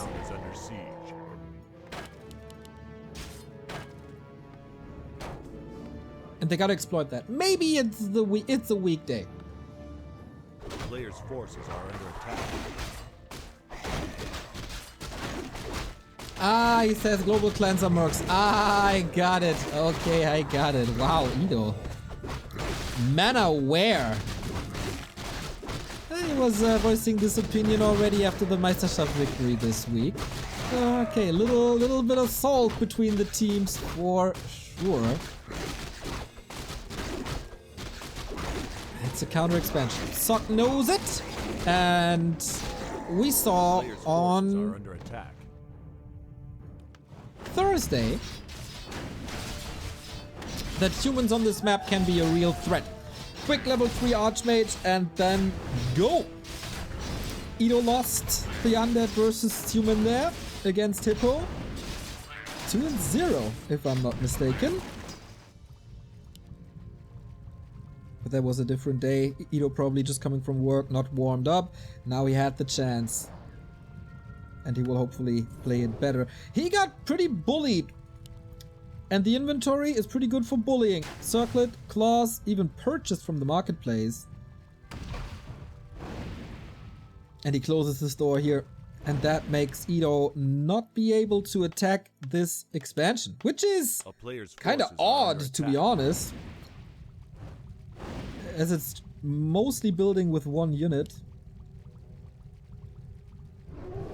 But now the power build is coming. That means Edo's expansion will be a bit faster, I think, or even at the same time, which is already good. So can some trades go into Edo's direction? Decent save on the footman here. And this is what the humans do. They farm level 3 with skeletons and beetles. Oh, and even ghouls here. Not that great.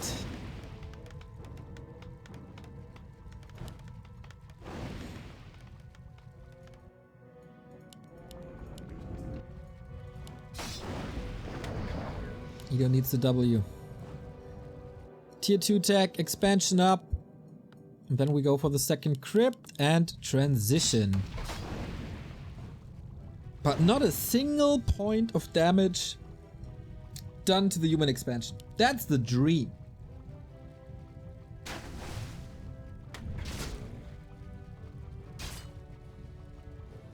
On the flip side... Oh no, Archmage just got level 3. A player's forces are under attack. Rough game for Edo. Still relying on the Crypt Lord, a little outdated, but he was always a big fan of 2-pronged attacks. Just flood your opponent with mass. And Edo was one of the big reasons why the Ducks are in this grand final. Taking 2 maps off of Spiral, which was not to be expected.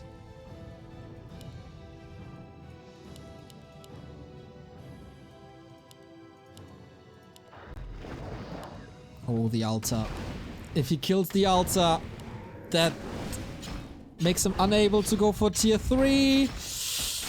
Might be able to build it at the expansion, but this one is cancelled last second. That is such a delay.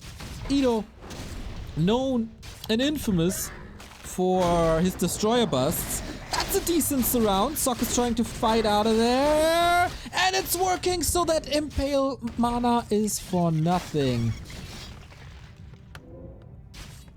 To be honest, not much going the way of Edo. He finally has a ghoul run by to finally do some damage, but the damage here is just crucial. He got the expansion on the left-hand side, massive Impale, surrounding quite a few, but he's also losing ghouls, which you really don't wanna.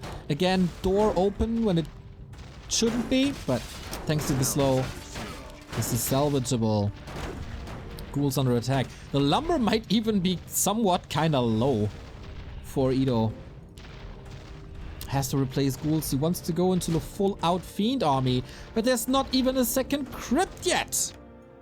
Can't spend the resource on the other side. Sock banking heavily.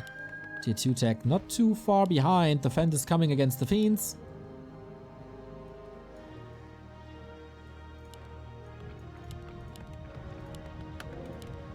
The Crypt Lord needs level 3. Sock relentless. Oh, a little bit of a server bug.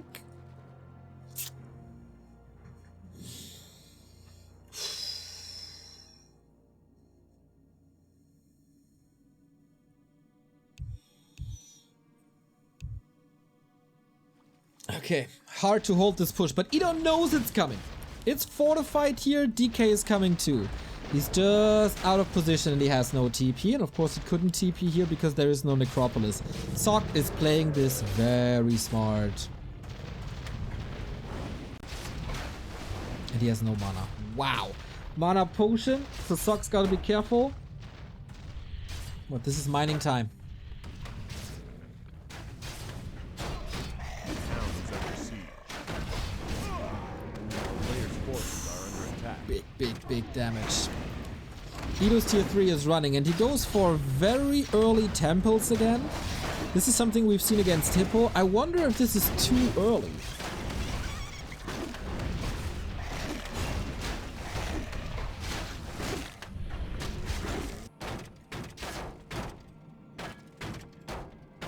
He needs that. It seems like Ido was a little overwhelmed, but now he's able to spend his money and he weathered the storm. Oh, how unlucky the water elemental expires before he gets the experience. Sock, super solid. Don't really like the SimCity here. It seems very approachable. But at least the worker line is safe. The crit lord gotta get off the ground.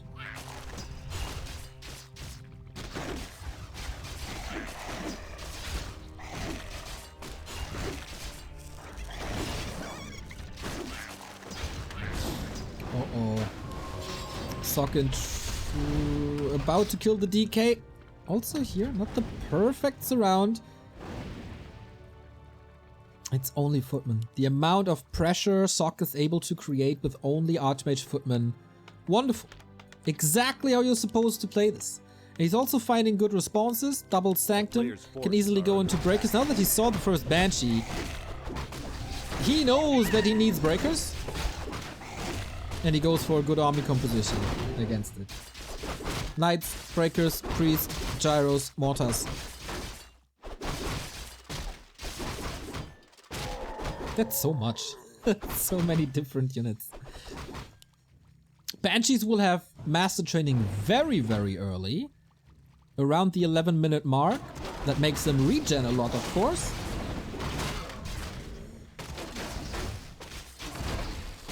But mortars are coming. I love that. Quick response. Might even be going into Blizzard. But Water Elemental's also very good against it. And now things slow down a little bit. Ankh and Rune Bracers. So hero focus is no option. And remind you, no silence with the Crypt Lord first. And no Dark Ranger Lich synergy. Level 2 Impale, definitely the right choice. A player's forces are under attack. At this stage of the game, at least, as the Crypt Lord finally gets level 3.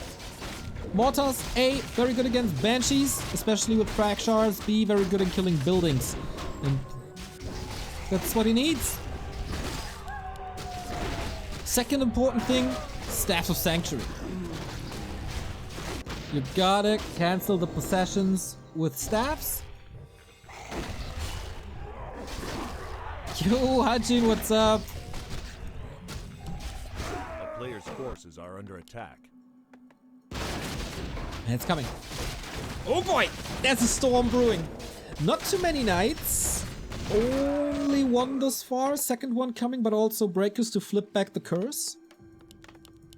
And Inner Fire's ready too.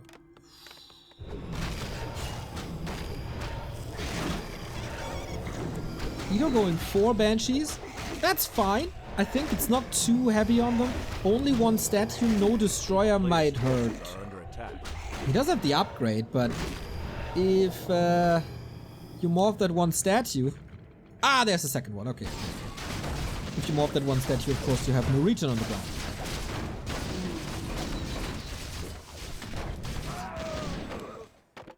Catca's Pipe. Love to have that on Ido's side. Especially with Banshees, like that is almost a GG item.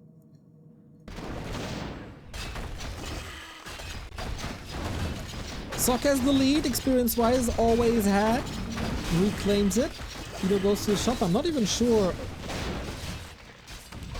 if something's available. Got an Invo Potion and a TP, no heal scroll. Lich is a beast with plus 20, but he gotta hold this one. Might get into a beautiful defensive situation and take out the knights. Is he willing? He's not willing to TP. Okay, walking back. Acolyte Exodus, he wants the backstab with a better army formation. And to grab the mortars, that would be incredible. Takes out one. Where are the possessions? Here's one. Will it go through? Will it just go through? Oh my god, double possession!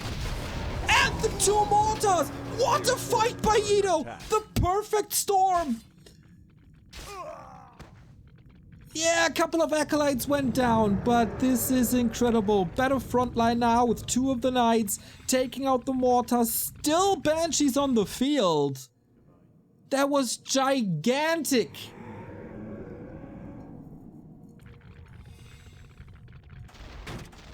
That was the ideal outcome. Saved his TP. Didn't lose too many acolytes. Possessed both of the knights and killed all the mortar teams. Wonderful fight.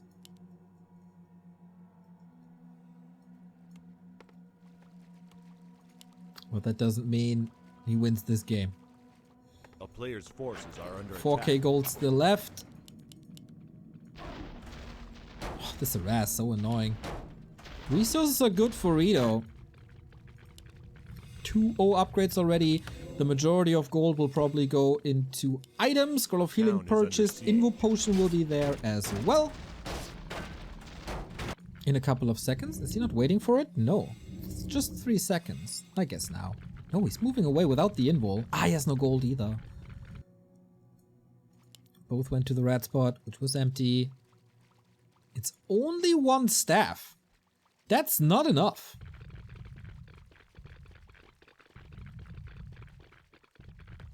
A player's forces are under attack. A town is under siege. Shuts down the second expansion. That's big. At what cost, though? Lost the building. Here's the TP. All of the forces here. Possession again. This time the staff is nice. But it's also 2 knights, of course, still 4 Edo who can deal with the breakers and footmen very, very well. Mountain King is an absolute beast here. Heal Scroll need to commit them. I think the frag shots are otherwise eating away at the fiends. Clap again to slow the unit down. Ghouls are falling mostly. Heal Scrolls, Edo, use them. You got 2. Using his spells first and foremost, but oh, there was 1, but it wasn't enough. Mortar teams again sniped heavily. This Lich is such a machine. But it feels like, oh, is Sok taking the fight? I'm not too sure. Everything is all over the place. He is evacuating somehow. Needs another heal scroll. The DK carries it, but where is that DK? There we go. The Mountain King is soon out of mana. Use the scroll. There we go. Oh, that felt real good. Knights are killing their own brethren. Edo even possessed a mortar team. When do you ever see that? But now he has no banshees left for the knights and for the clap and the holy light. The lich is surrounded. We have no coils left apparently. Breaks out. Holy light available too. Mortar team still in the fight. Destroyer fighting the archmage in the north. New banshees are trickling in. And Edo still has the supply lead. Now level 4. Is he going for the safety death pact or is he going for the second aura? That's the question. Sok evacuating. 7 supply down. Rebuilding now. More destroyers in there as well. Makes sense against the mortar team, but also Sok responding nicely with griffins. Edo has web. Snipes him out. Has no coil. Loses the fiend. Or actually had a coil, but decides to use it on something else. Maybe saves it for heroes later. Flare used. Another knight dead. Almost no mana. Almost no mana. Banshee's back in the fight. The curse hitting hard. But what's this crit lord? He's close to 5. I think the pure fighting skills of Sok just prevailing. The focus fire a little better. This is just chaotic. But at the end of the day, the air superiority goes to the German.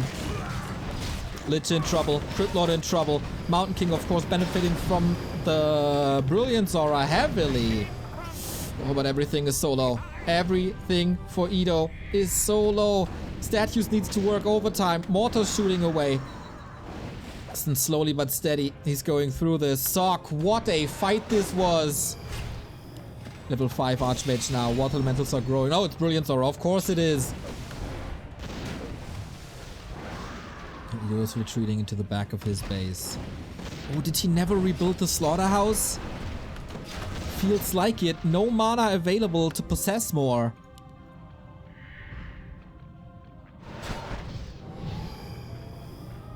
needs these statues so bad. And Sock feels comfortable, very comfortable, expanding once again, and that might be the W. 2,700. A player's forces are under attack. In the main.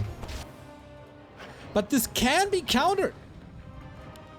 This army is heavy on knights.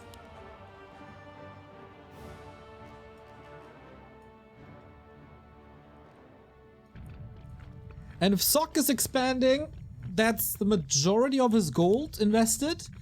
He's thinking about it. The statue has to work over time and the banshee possessions have to go through. And then Edo has a chance.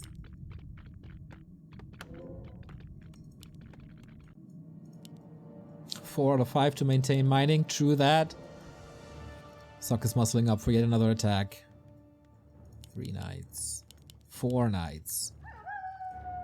Dude, how many towers have we seen today already? First by LawLiet, now by Sock.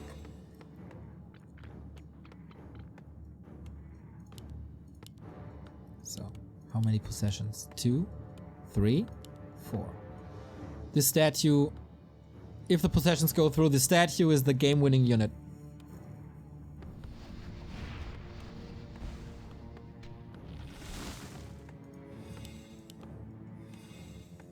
Invo Potion DK, Heal Scroll on the Crypt Lord, soon to be 5. Impale 3 is huge. If he hits the heroes, then goes for possession, can't use the staffs. Oh, careful! More and more gyros. But I don't think the investment in gyros is so justified. The main problem will be banshees. A player's forces are under attack. And there's still only 1 staff. I think by now this is a huge mistake by Sock. 5 banshees. All of them have mana. This Watch Award, by the way, is insane. Whew, this feels so important. Edo has a bit of a wrong read, thinking that there's an expansion in the north.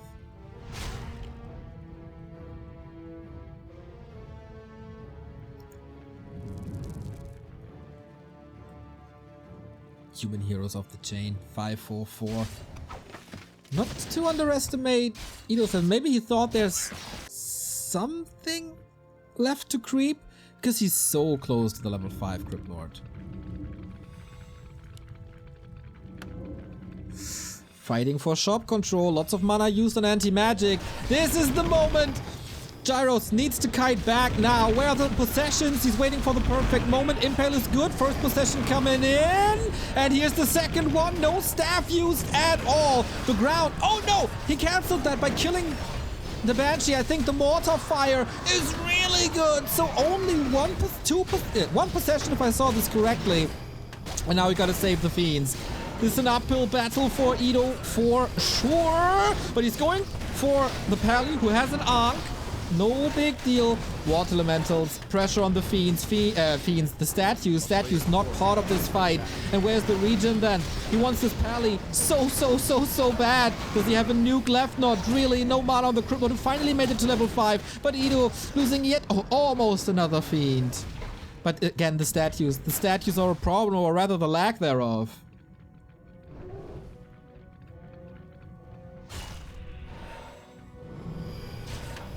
Two knights in Edo's army.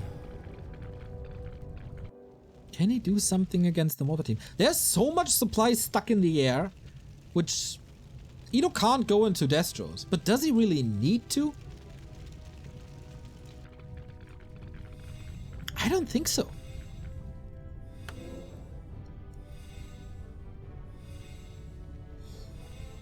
Double staff now. Things are getting better.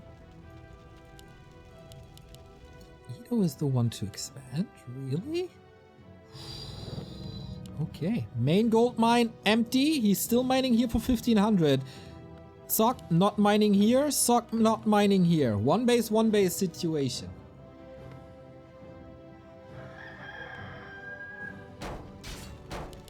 Oh, he knows though.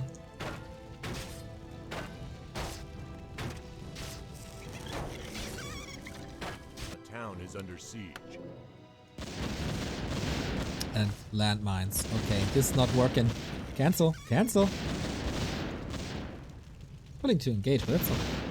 He didn't cancel it! Ito! Ooh, that was a lot of gold Player's lost. forces are under attack. Okay, this attack gotta work.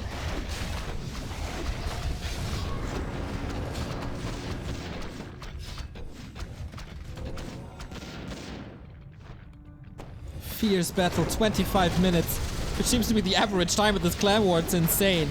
Trying to nuke the pally once again, but there's a divine shield. Do we have possession? I don't think he has the mana ready this time. So it's only 2 knights. Destroyers will not be part of this fight at all because of the majority. And now the gyros are attacking the banshees. Makes life miserable for them. DK, heal scroll, invo potion, necessary as well. Throws the coil. There we go. He's safe. But the backline is attacked by all these gyros, and the casters aren't working anymore. It takes them a while. But in the end, the gyros prevail and they find their usage. DK is out of the fight. Where's the Lich, by the way?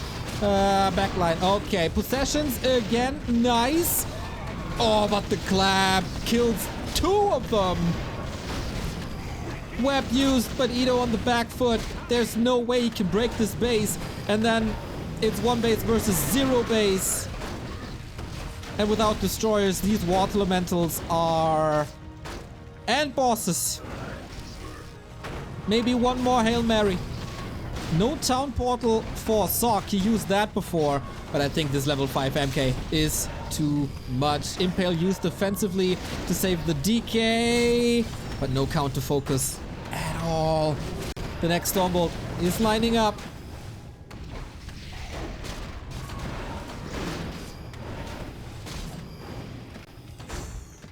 No frost armor, or not too much frost armor, makes this real hard to micro. And now that there's no banshees anymore, the knights reign supreme over the fiends. I think he got it.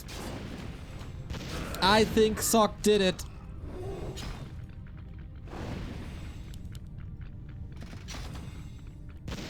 Ito's still fighting, but what's left? Ito's not mining, right? Nope, the natural is finally done as well. 18 gold. He can't queue anything. Needs to go with the Coil Nova, but has no mana, has no fiends. Calls for the GG. Sock takes the 1-0 and the 3-1 for Global Clan.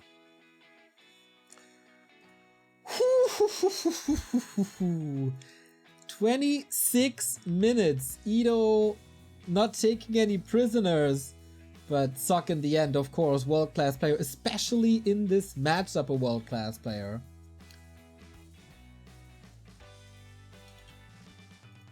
Very, very surprised that Ito made this game last so long and didn't crumble before.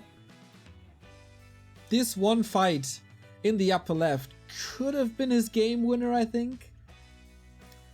He had some issues going Cryptlot level 3, so he couldn't use the Beatles level 2 for a long time, which is kind of what you're relying on. And Sock played stabs very, very late. He wasn't too great against the possessions. I think there's something possible here.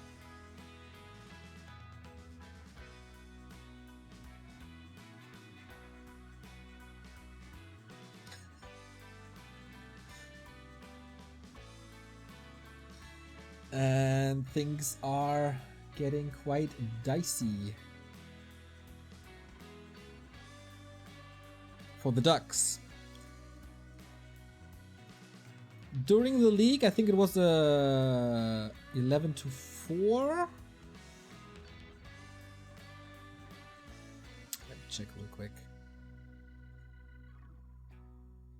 Yeah, 11-4. Starbuck was able to win his match and 1 point in the 2-2 so far.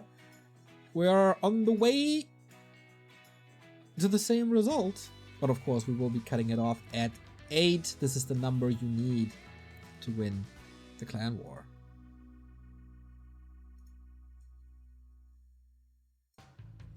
We continue into our second map, and there is high pressure on Ito, as I just said in the break.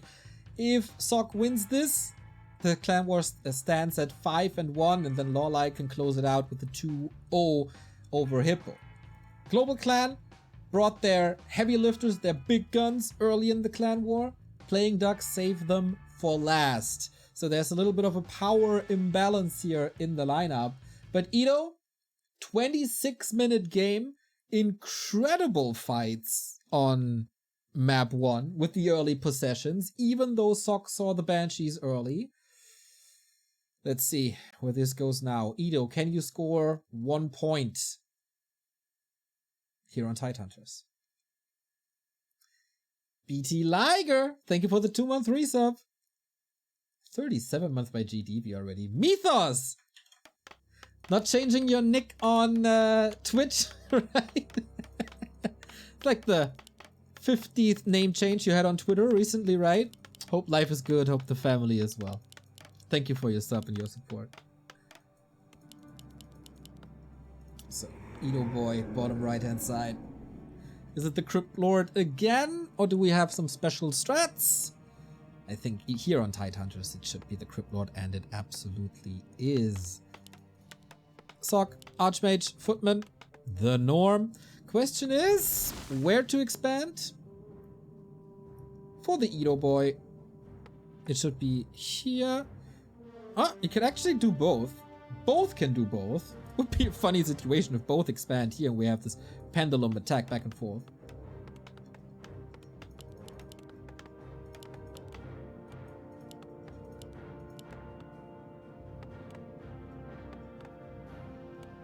Who would have thought that Ito hangs in there 26 minutes?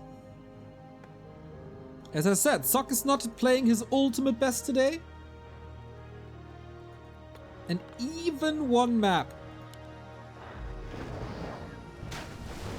would be so important for the Ducks.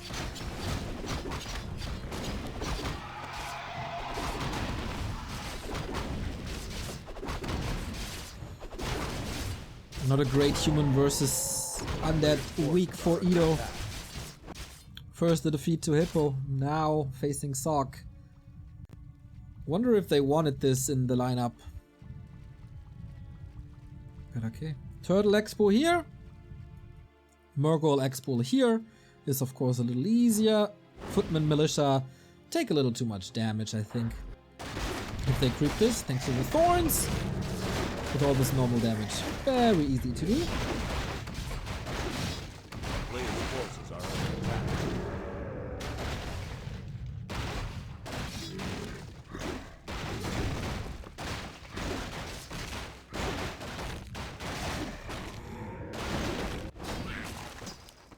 That comes down to items as well. We've seen an Archmage with what a circlet claws before. Now no claws, which helps of course with the longevity. Ooh. Sock was really afraid of getting that last hit stolen. Greater mana, excellent. Can spam a few more impales that way maybe. Or Seer Samsa, thank you for the gifted sub. To Taint Chaser. Pedicana, also with the sub. Damn, you guys. Love it. Love you guys. Thanks for the great work. Thank you for your great support. Oh, Mantle. Sock is not having bad items this series, except the Cactus Pipe, maybe.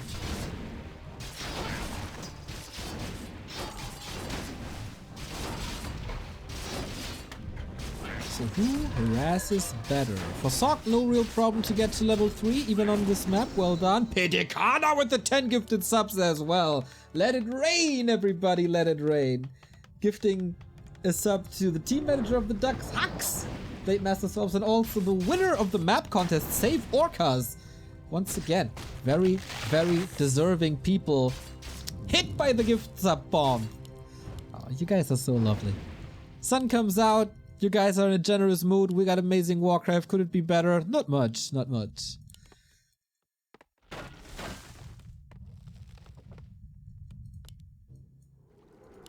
Two gift sub bombs in a matter of 10 minutes. You guys are amazing. Ito once again under pressure. This time, whoa. Russia Central. Only on Russia Central.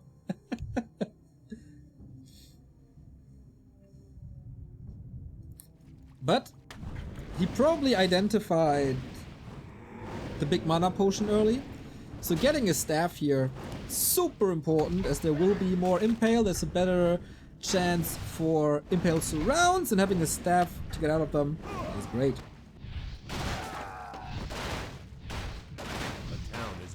But look at this ghoul run by. That's also pretty great. We have a base race, everybody. Acolytes dying in the main. Militia thrown into the town hall. Only the tower gone thus far.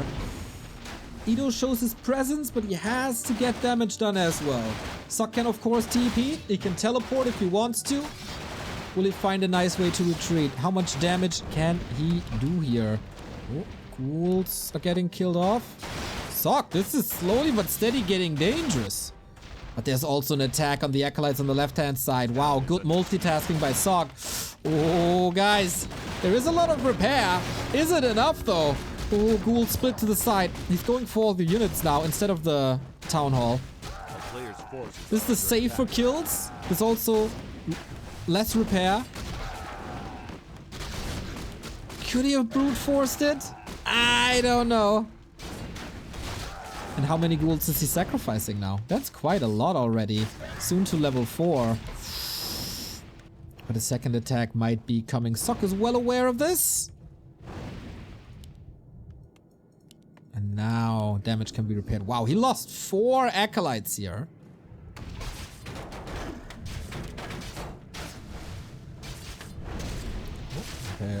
Oh, snaps on cooldown! That's the TP right away. Or can he fight out? Nope, TP it is.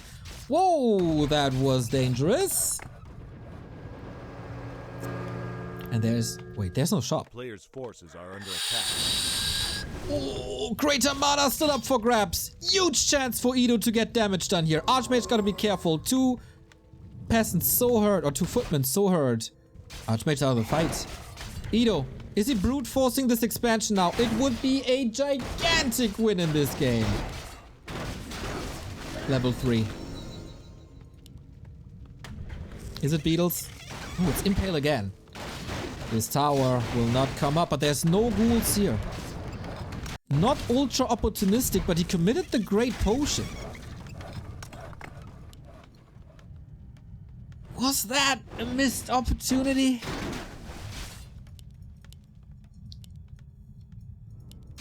Maybe he's waiting for this Wards Elemental. A player's forces are under attack. To expire. TP gone. Expo hurt. Couple of workers killed. Ido not saturating? He is now, right? Yeah, everything's saturated. Castle attack, Mountain King. Here comes the ghouls. That's 1 kill. That's... what? Only 1 footman for 1 impale. And positioning, of course. So Mountain King is out. Black Citadel attack. Is it the same build as before with the early temples? Players' forces are under attack. Oh, I don't know if this impale was the right choice. I don't know if playing this more passive was the right choice. If he goes Beetles too, there were a lot of corpses, weren't there? Okay, Impale will help in the long run, getting a double kill now, but footmen are disposable forces.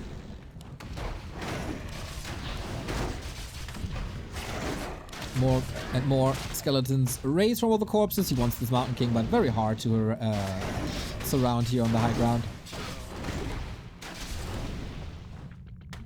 Wait a minute. Oh, sick surround, but he's committing against 3 Wards Elementals. Skeletons have to block. Okay, Mountain King benched again. Remind you, Archmage has no TP, but there was also all the mana. Sok has basically nothing left, right? Most of his supply is economy. As he's teching. There's a footman here. Wow, Sok is suffering heavy losses. The town is under siege. We get boosted by another thump. Inglorious Staffords, 21 month already. Thank you. It's a very different game than before. where Sok was able to buy so much time and space with his footman. Not really the case here. Temple confirmed. Wow, they're all over the place. Decent deny. MK back. Randy is, thank you for the 30-month resub. Choo choo, is there a train? Gotta keep that train running, everybody. Hype, hype, hype, hype, hype. But again, low mana. Now the statues come in. Oh, he got impaled! Can he transfer the staff? He's trying to. Jesus. This match gives me anxiety, but the rough times for Sok are soon to be over. Expo is safe. Echo looks good. Tier 3 is done. Pally, Mortar teams, Inner Fire, Knights. All that good stuff.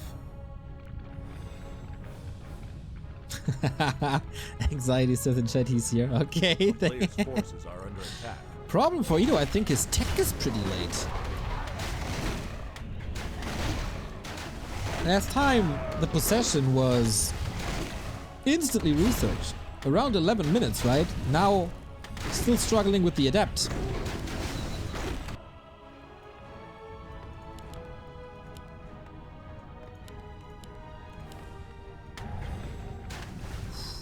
Loot for Sok.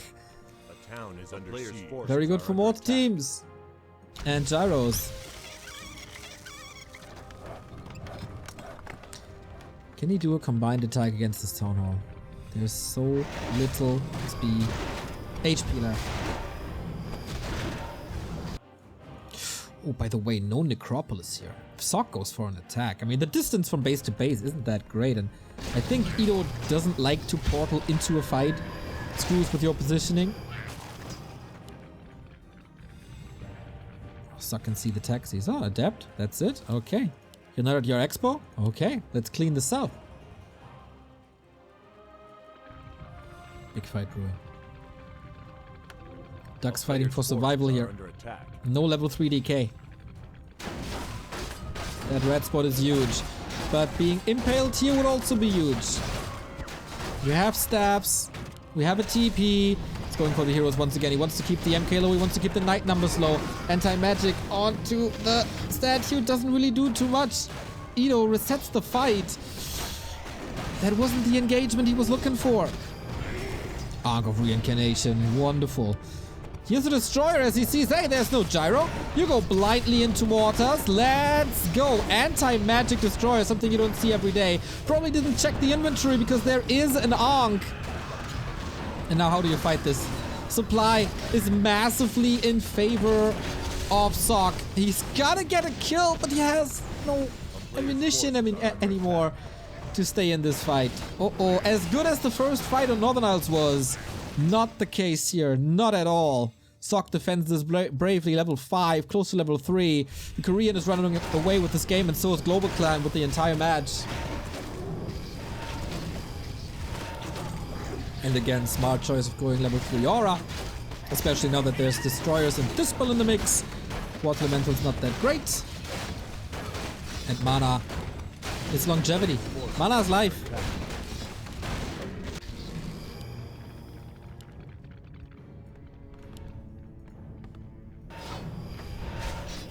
Master training is finished now. So what's the smartest thing to do now? First of all, survive. There is web. Would be great to just catch them off of this little island. Illusions to block, not bad. Banshee far forward. A player's forces are I think only one possession, max 2. And Sok is using this attack to... Oh, where's the statue going? Mispositioning by Ido. And the frag shots once again hitting hard, and this time there is no heal scroll. possessions, trying to get them in. First one staffed out, and that's so much mana gone. He gets one off, but that one's already very, very hurt. Might just feed him away, and the multi-team shooting at the Banshee. That's exactly how you do it. Breakers can't be possessed. The heroes are still looking mighty powerful. Ido gotta retreat once more. The Mountain King on level 3. What a carry. The breaker line looks great. The gyro numbers?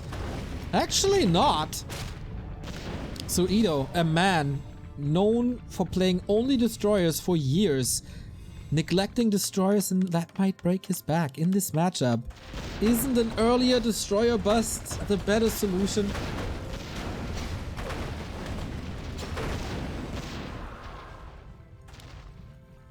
And isn't earlier Beetles versus this expansion that was already hurt, including a great mana potion, the better solution?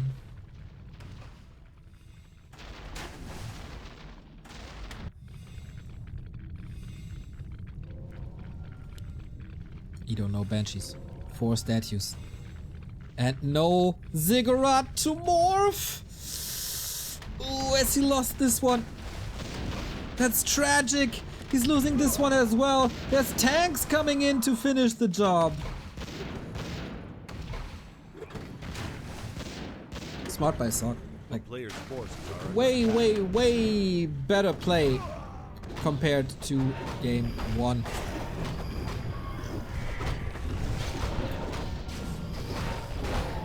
Oh, Global Clan, you are in a wonderful situation.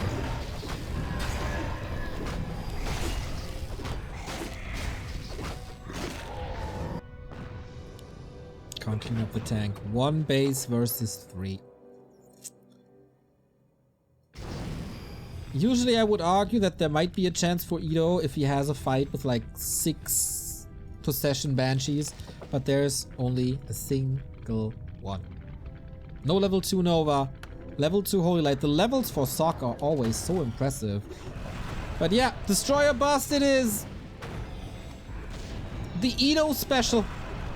Good scout for the Water Elemental though. But yeah, Sock realizes the only way you win this is by stealing my units. So let's take away the temple. Here are the gyros. Feet numbers are actually decent, but this is not what you want. Ido, when there's mana on the Destros, you really want to attack, but Sock is stalling so much time and plays it so well. Exactly how you're supposed to play it. Now a little kiting.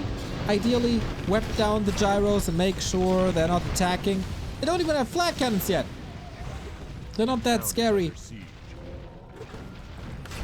Oh yeah, Ido needs a big win in this fight, and Sock is just not giving it to him.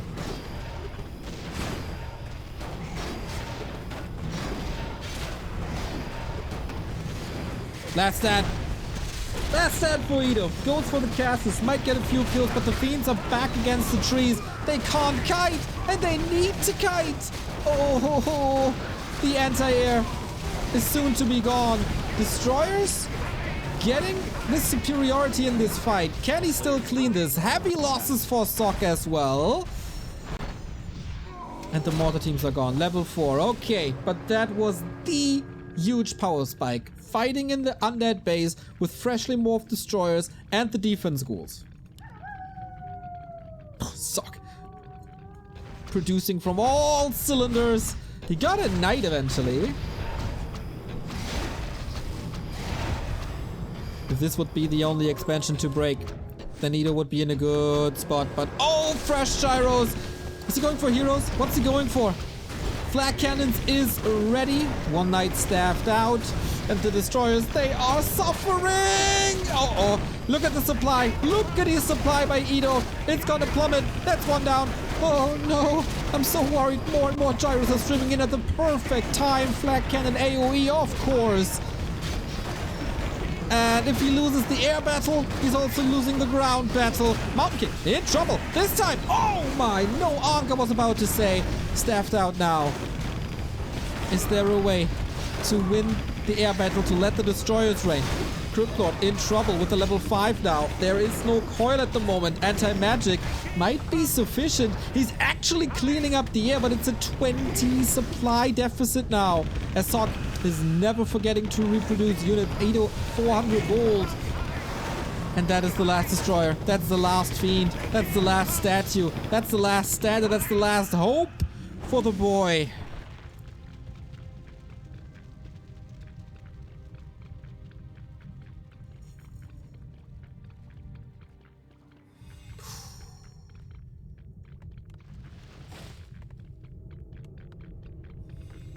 What's left? Nothing! Nothing! GG! Well played! Exclamation mark, Edo. Valiant effort! Big fights! Great fights! Good opportunities for him to steal a map here and there, but Sock in the end is one of the best players in the world. There's no doubt about it. And he takes the 3-pointers. Oh. We end this second set and we have a 5-1. And it's LawLiet coming up against Hippo. I would say LawLiet, one of the best Night Elf versus human players in the world. Hippo, meteoric rise in strength recently, but the Night Elf matchup was certainly not his. This looks like a good lineup remaining for the global clan. All they need is 3 points. And LawLiet is aiming for match points. We go for a little bit of a break. We need a Hippo miracle to continue this clan war. Be right back after the break. Well, the Big Western Clan League goes into their final stage and LawLiet can now achieve match points for the global clan. He's up against Hippo. He was the carry for Team UK and got them their only points on Thursday. Is this the strongest Hippo that we've probably ever seen? But he's up against LawLiet and that doesn't make things necessarily easy. This is also not Hippo's big match, I think. Not Hippo's big match up. And LawLiet is just the menace in Night Elf versus Human. How to crack the Vice World Champion. We need a miracle. The Ducks need a miracle. That's for certain. They came in as the underdog. They fight like an underdog, but a wild, motivated, dedicated underdog. But the Titans of Global Clan stand against them, especially the two Koreans so far, delivered in the 2-on-2, delivered in the 1-on-1. This is what they're here for. We thank Mr. Threepwood for the 62-month resub. New sub emote, love your channel. Dude, we love your dedication. That is such a long time. 5 years and counting. It is an Archmage, and he is facing a Keeper. We haven't seen too much Warden by LawLiet. Once again, the situation, if LawLiet wins 2-0, that is the championship for Global Clan. If Hipposaur wins at least one more map, we bring out the big weapons for the Ducks that they saved for last. KraV and Starbuck in the last two 1-on-1s against Dice and Johnny Cage. That's where the Ducks can score, especially KraV with his almost perfect week. All up to Hippo. The Ducks had their chances. Without a doubt, the Ducks had their chances in the 2-on-2. The Ducks even had their chances when Edo was playing against Sock on Northern Isles. Insane fights by Edo. And on Tidehunters, if he goes for a bigger ghoul commitment, a bigger beetle commitment with that potion on the greater mana on the already heard Town Hall. That could have been it. Gary, thank you for the 15 months. Some great games today. Exactly.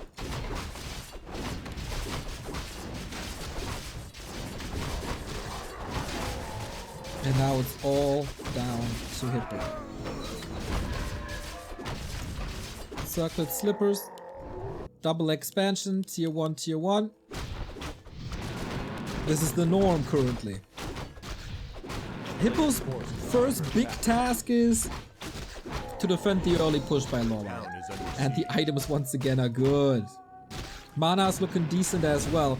But Hippo, he's not waiting for the Night Elf attack to come to his expansion. No. He's bringing the heat to LawLiet's fast expo. Ensnare on one archer, that one's hurt. And that's a good dedicated push. It's nighttime now, so Shadow Melt can be used. There's no big solution against it, but there is a solution against Footman, and that one's called Entangle. Is this already an overcommitment? It is a little bit of a cheese or outside the box play, I want to say.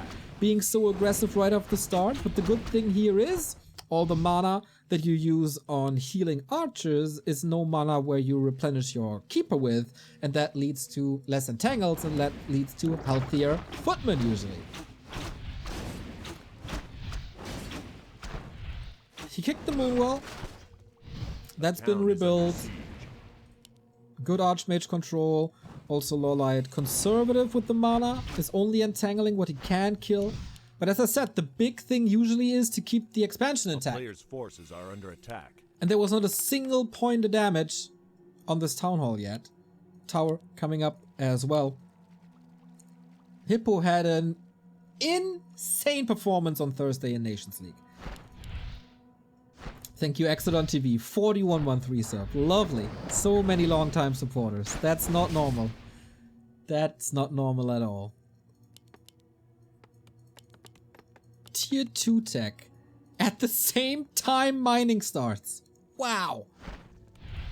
But mana is good. Archmage health isn't. Footman numbers aren't.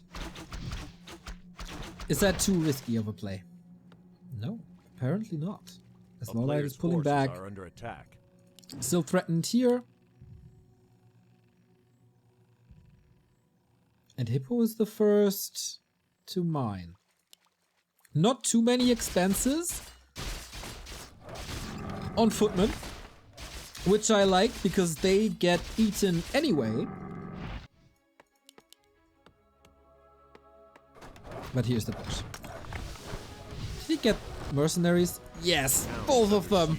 Okay, LawLiet was just muscling up, and this will require some sort of reaction. Otherwise, he's just suffering. Mass repair, getting rid of some mana on the Shadow Priest, almost killing it. Archmage staffing back, leaving the footman on the other side. Didn't want to commit the TP, interestingly. Oh, almost a deny. But can't get it. And now that the Arcane Tower is gone, that is a heavy commitment. He didn't want to go into the fight without defend, and now he got it. Thank you, Mars Punisher, for the 11-month resub. Once again, not normal to have so many long-time supporters. That deny works, but level 3 acquired as well. The mercenaries are really hurt. And this is cleaned up. Force of nature wasn't too strong. Another deny.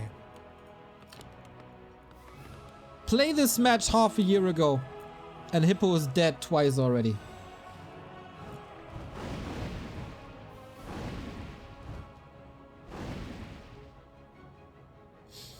What zoom in the stream? 2000.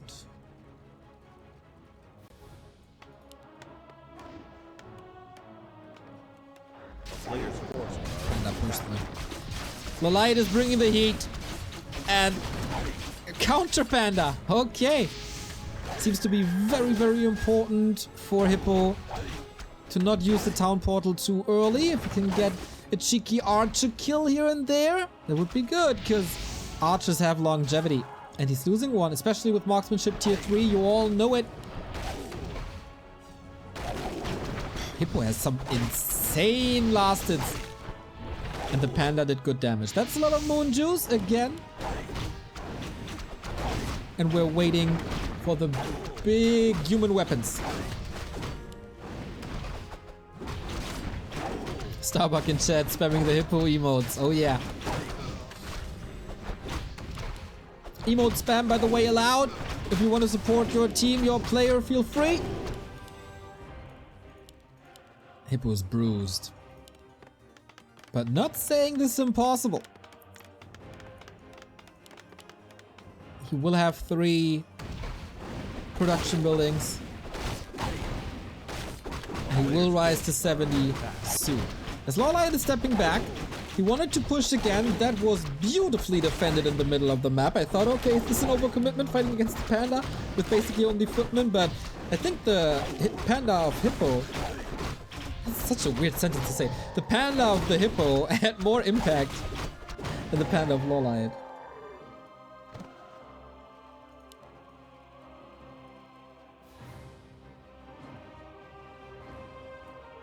But of course, creep speed is a lot better for LawLiet. Mortars coming in now. 4th production building. Supply rising. LawLiet stays in no upkeep. Tanks on the Panda. But worth it with the heal scroll. This is a little bit risky here as everything is boosted. Has to use the heal scroll for creeping. Not something you see every day. Oh, oh, whoa, whoa, whoa, whoa, whoa, whoa. Nasty creeps on autumn leaves, aren't they, everybody? Shout out to everybody who's watching Creep Check.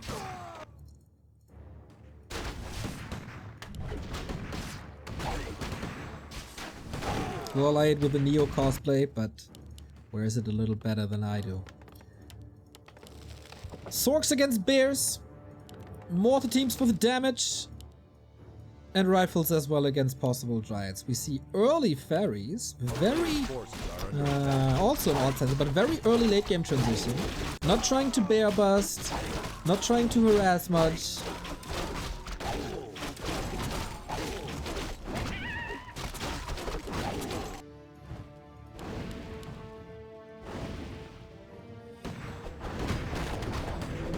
LawLiet is following into upkeep.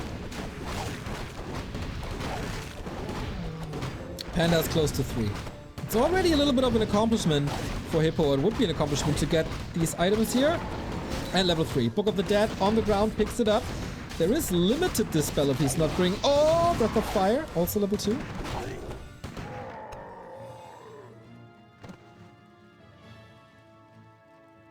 LawLiet doesn't feel ready. No Master Bears yet. Wow, once again, if you played this game half a year ago, 9 months ago, Hippo was getting slaughtered in probably 6 minutes. But he got so much better. It's insane. And now he's laying siege to this expansion. No Nature's Blessing. Panda is creating some space as everything is so hurt. Riju has to kick in. And now the fairies for the big damage and the Wisp Flood. LawLiet special. Oh my! That damage is way too much! The fairies connect beautifully. The Panda as well. And that's a hold if I ever saw one.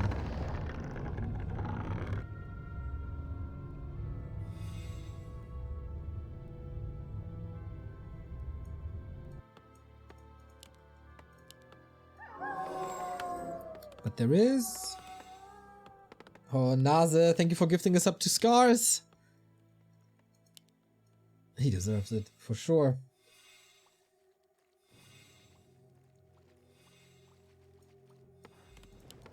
So Hippo will probably not have time to go for tier 3. He has to break him now. There's some gyros coming.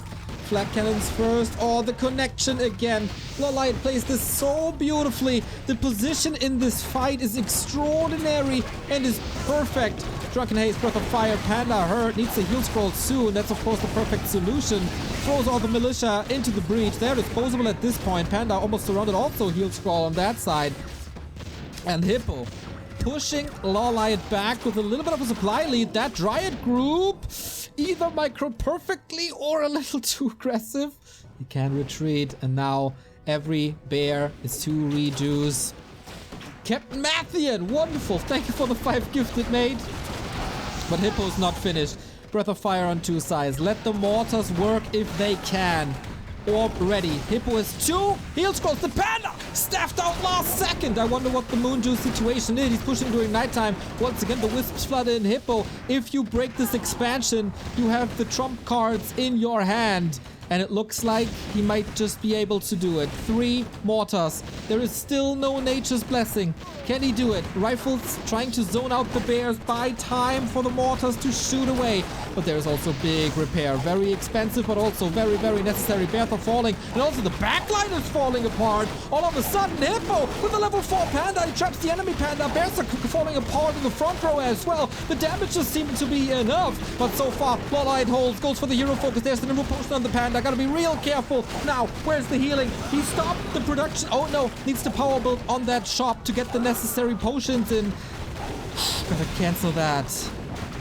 Losing my mind here. Hippo with the play of a century thus far. There's still rifles to deal with these dragons. but the bear numbers are rising once again, and the mana numbers are not too good. LawLiet holds once more.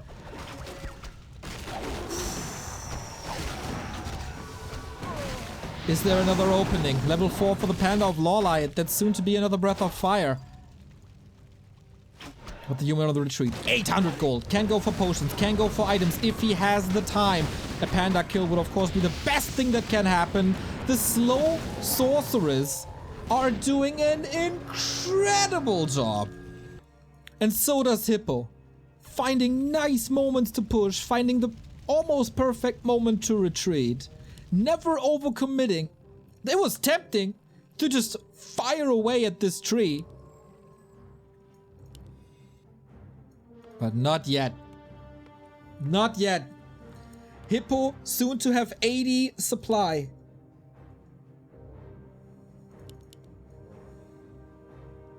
Hippo, a player who was happy when he reached the quarterfinal in the ESL Cup, is challenging the Vice World Champion to the limit.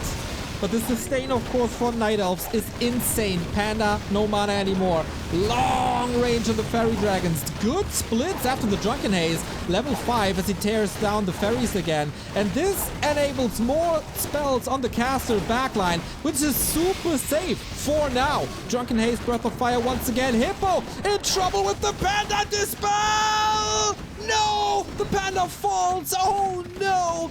That's a little bit of a disaster. 640 gold LawLiet closes that supply gap. He makes it to the shop with the keeper. Panda back, but of course no mana. Is that the heal scroll? The necessary heal scroll? Yes, it is. But, oh. Shuts down the retreat. Mostly. LawLiet can't reconnect with the rest of the army. This is either good for a 2-prone attack or this is horrible. Looks like a TP to me here, but also buying so much time to attack the backline finally. And he takes the mortars apart. Wonderfully done. Little late with the retreat. That bear's not coming with him, which should be a freebie. But LawLiet is in a position to hold this now. The supply lead is gone. Heal scroll lead for LawLiet. No consumables for the human. Oh my! Look at the bears! This is 4 bears! The heal scroll consumed immediately. Does he have the sustain to keep the breakers up front? Hero focus is probably the only chance. Massive AoE into the backline, but now he's committing. He is committing hard. Oh no, entangled. That's the Archmage! Saved for now. Run, old man, run! The hero's out of the fight. The mortar's still in. The bear's falling. Panda's still in. This is nuts. Archmage got out, but the caster backline. Oh no. Oh no, no, no, no. Hippo retreating only now. Has the brute force. Archmage, 0 experience, has a heal scroll. Use it. Use it. Does it. Invo potion ready as well. Dryad's falling. How many mortars are still available? He killed so much. LawLiet killed so much, but he also lost too much. A crazy fight between the two. And now you gotta kill that Expo. What a game. Hippo playing out of his mind. Getting close to the level 6 actually. Was about to hit the Breath of Fire, but there was Detonate. My heart rate is at 300. How must it be for Hippo? Insanity. New mortars. Getting this shop up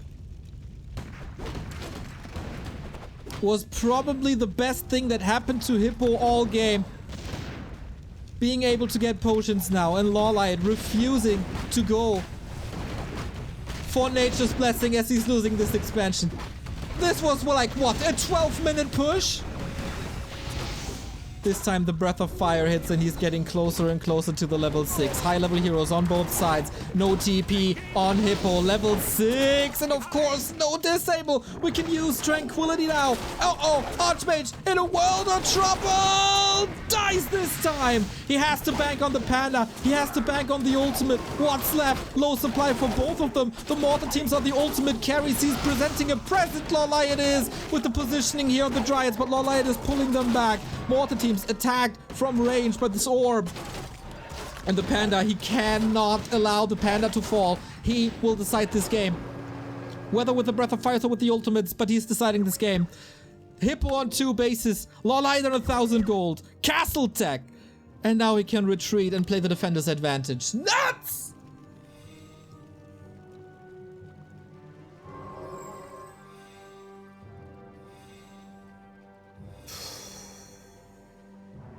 Hippo.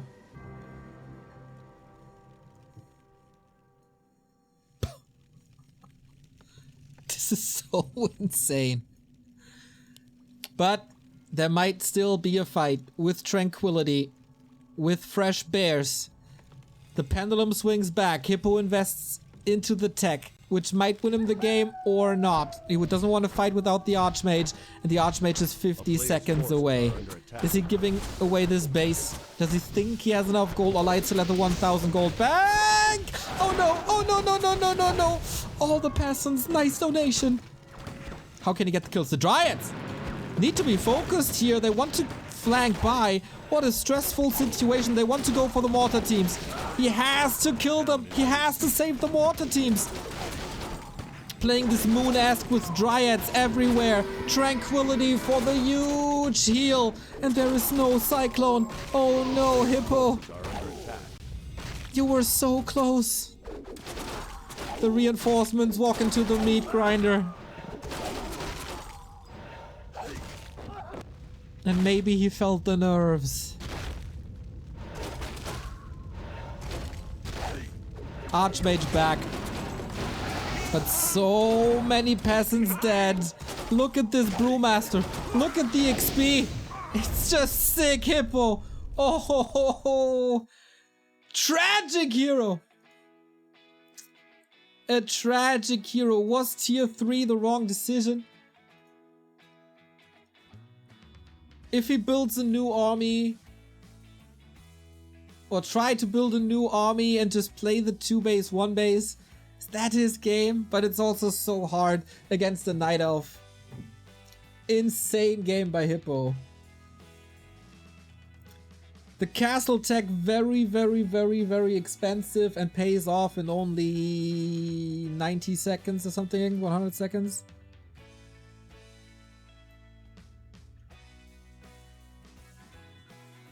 And the reinforcements, if they trickle in, if they have a better fighting position. But also LawLiet, I gotta give credit to LawLiet, not defending this expansion at all cost, but letting it die, saving the bears, redo up, go for more Dryads. As you saw, the rifle numbers are getting lower and lower. Break the front line of Hippo, die for the mortar teams with big damage dealers. But man, what's the elo difference between the two players? LawLiet is top 5 world with 2,500. And Hippo currently stands at 1,900. This is a 600 elo difference. And Hippo played so well. He can be so proud of himself. LawLiet versus Human on Autumn Leaves, man. There's always something special about it.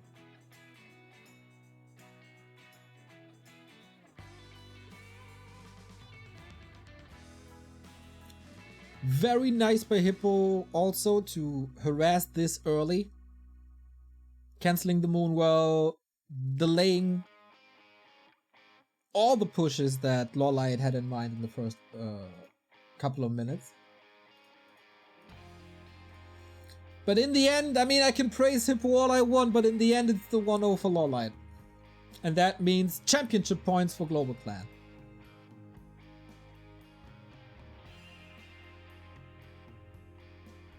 If Hippo loses this one,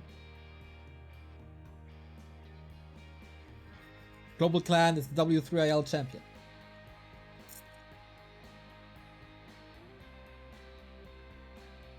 And we're loading in.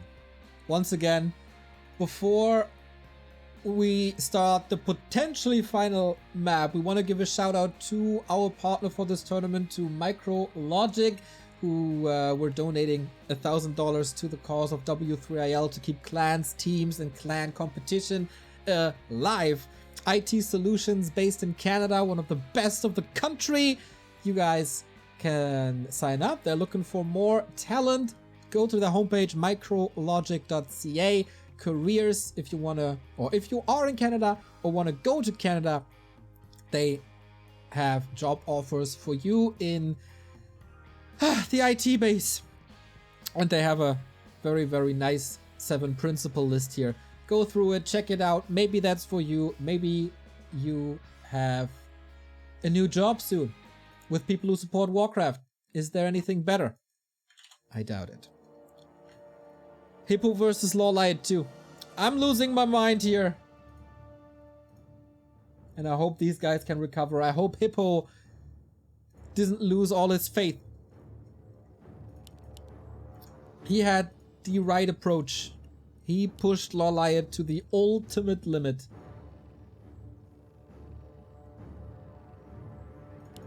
But in the end, all the experience of LawLiet prevailed. This is of course now a 6-1 for Global Clan. If LawLiet wins one more map, he gets 2 points awarded for the 2-1 win.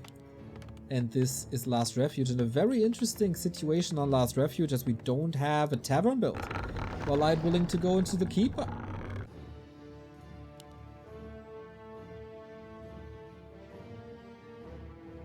W3IL could end right here. Global Clan was the dominant force during the regular season, and they continue to do so in the playoffs.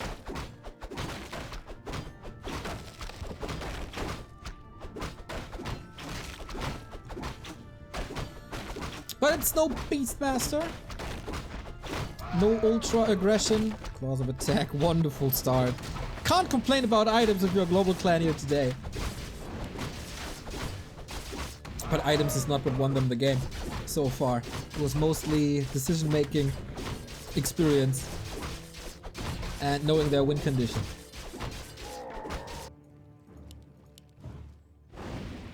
The town is under siege. It would be really sad to have an 8-1 result, because that would not be fair. Every map was fought so hard. On every map there was a chance for the Ducks to win it.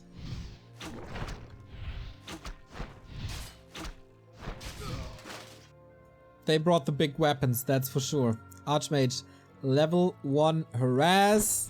But the Keeper is right there. And the Keeper has Entangle. Probably didn't expect this.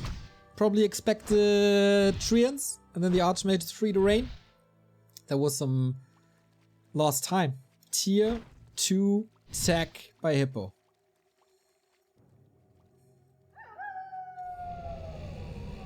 Not that great of a start.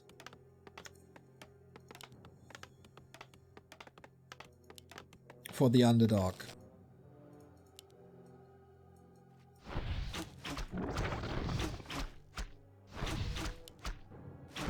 Under siege. LawLiet will know this soon. This harass has to hit. Now, of course, thanks to the scout footman, he saw that the Keeper is here. He knows it's Entangle and Treants now. It's supposed to be a rifle push, but man, does he need to save every single bit of golden lumber.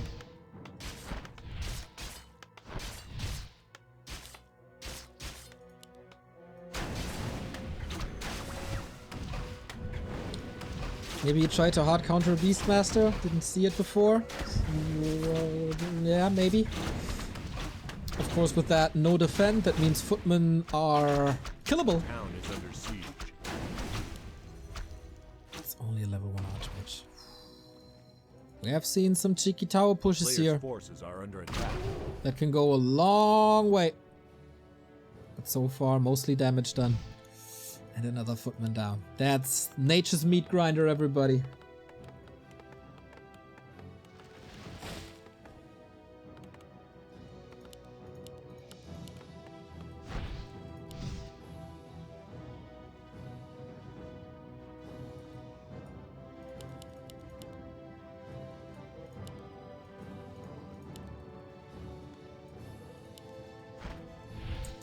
Level 1 Archmage, no mana regen. That is pretty horrible. Entangle once again forced into the TP. 5 minutes in.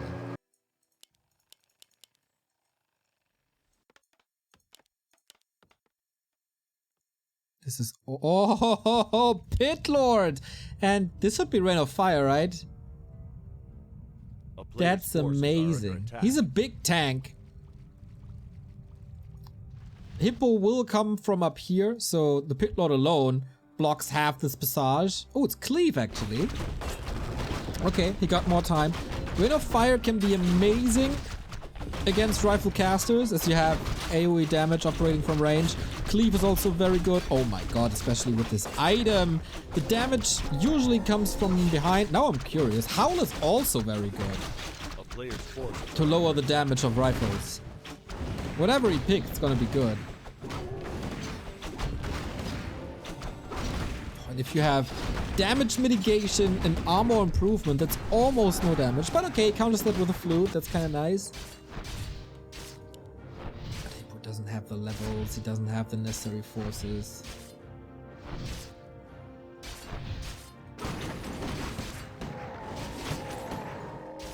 Hunter's Hall into tier 3, this will be very, very, very heavy on archers as the Pit Lord is grinding hard here. No high keeper levels. Archmage finally 2, Naga as well. Creeping by LawLiet. So good.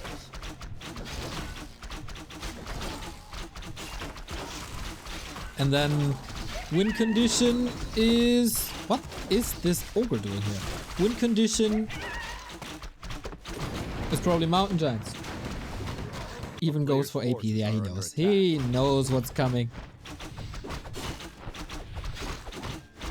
Could Hippo go for a curveball and expand now? Not really against the Pit Lord, right? Level 2 cleave, still undecided. Oh my god. Wand of Illusion as well. He can block so much with that. Ah, Cleave is aggroing. Okay. Okay. Mana Stone. Another great item, but no level 3 yet. Good scouting. I mean, fairly easy, but also good. You can't just break through. Needs that camp as well for the level 3. Hippo knows it's gonna be contested. But LawLiet is pulling back. Going for his own merchant, his own scroll, his own inroll. Oh, so much mana to work with. Sells it for a heal scroll though. Makes sense. Beast scroll on archers as well. Ah, soul 2. This Pit Lord is gonna wreck. But a couple of herd units here. Bottom, marksmanship. Couple of Zorks. No lumber mill. Can only go for arcane towers. This is it. If this works, we prolong the series and we will have another best of 3. If this fails, Global Clan is the champion of W3IL.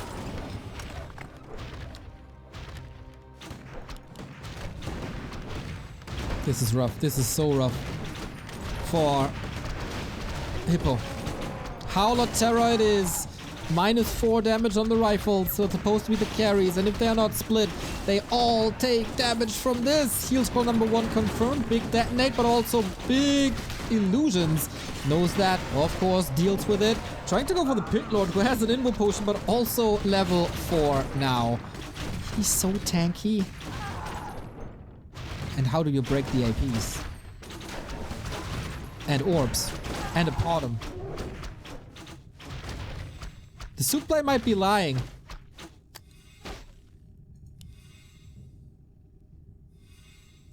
As there is an expansion.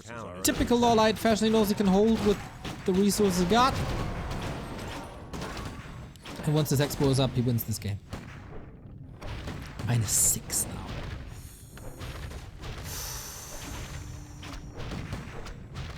It's almost unbreakable. These 2 APs were so smart. Big investment, of course. Oh, the light is going to be supply stuck, by the way, if he loses this moon well. Oh, but where's the healing coming from? The priests are empty. Naga would love to have the big potion now. Oh, of course, there's the staff. And Hippo is running out of steam. He has 700 gold! And he's throwing everything into the breach, into the towers. But I don't think that's worth it. Everything hurt. Needs to retreat for heal scroll.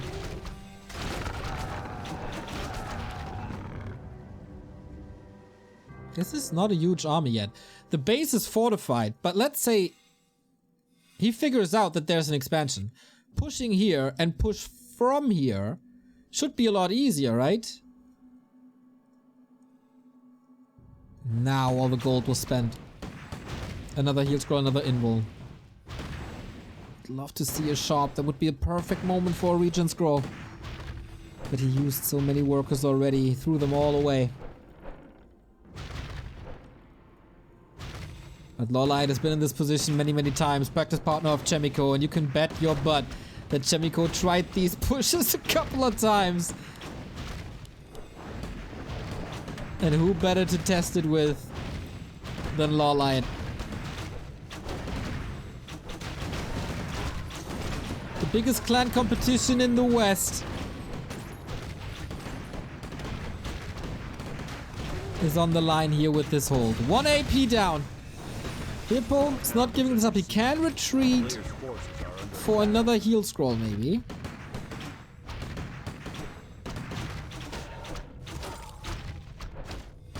Right, only going for archers. He never built a lore. Focus fire on the pitlord is good. Has to go for a potion. And oh, he identified there's an expansion.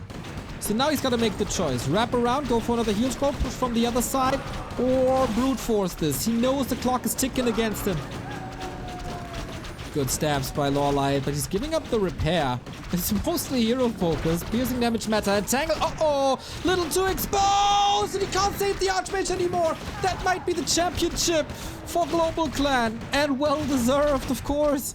Dominating this league from start to finish. Never giving up Clan Wars too lightly. That is Hippo. Without a working hero, without the aura, without too much shield. GG! Congrats! The Ducks are defeated and Global Clan is your W3IL champion. LawLiet and Sok, first and foremost, the two Koreans, bringing the championship home to the Godfather. Not me in this case, but the Godfather to the championship. Well fought. Taking the championship off of UMAD, who defeated the French All-Stars last season. This is the first championship for Global Clan, if I'm not mistaken.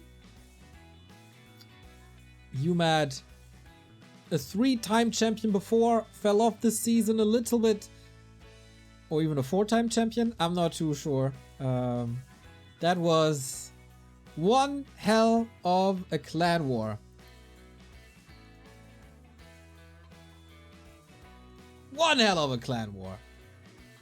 And yeah, in the end, it's an 8-1, but this really doesn't show justice. This shows that, of course, LawLiet and Sok are world freaking class.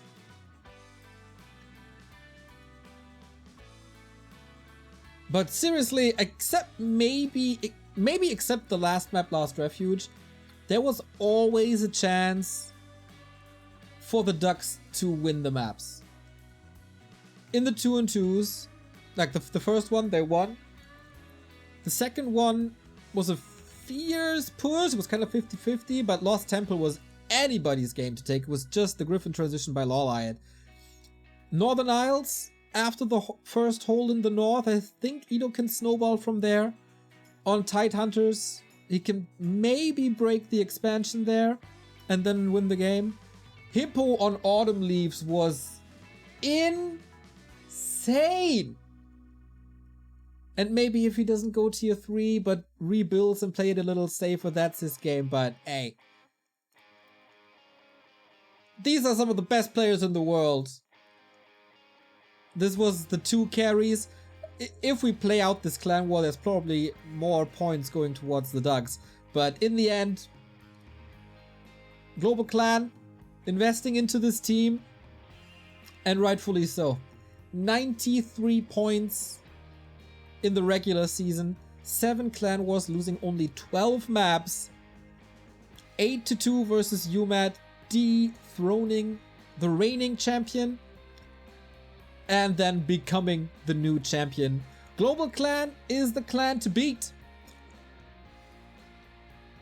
The Ducks, I think they were very, very happy to be in the final, and they can be very proud of their performance.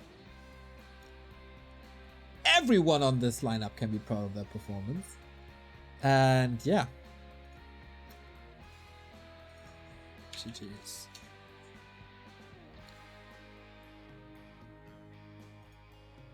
But in the end, this is LawLiet and Sock, so...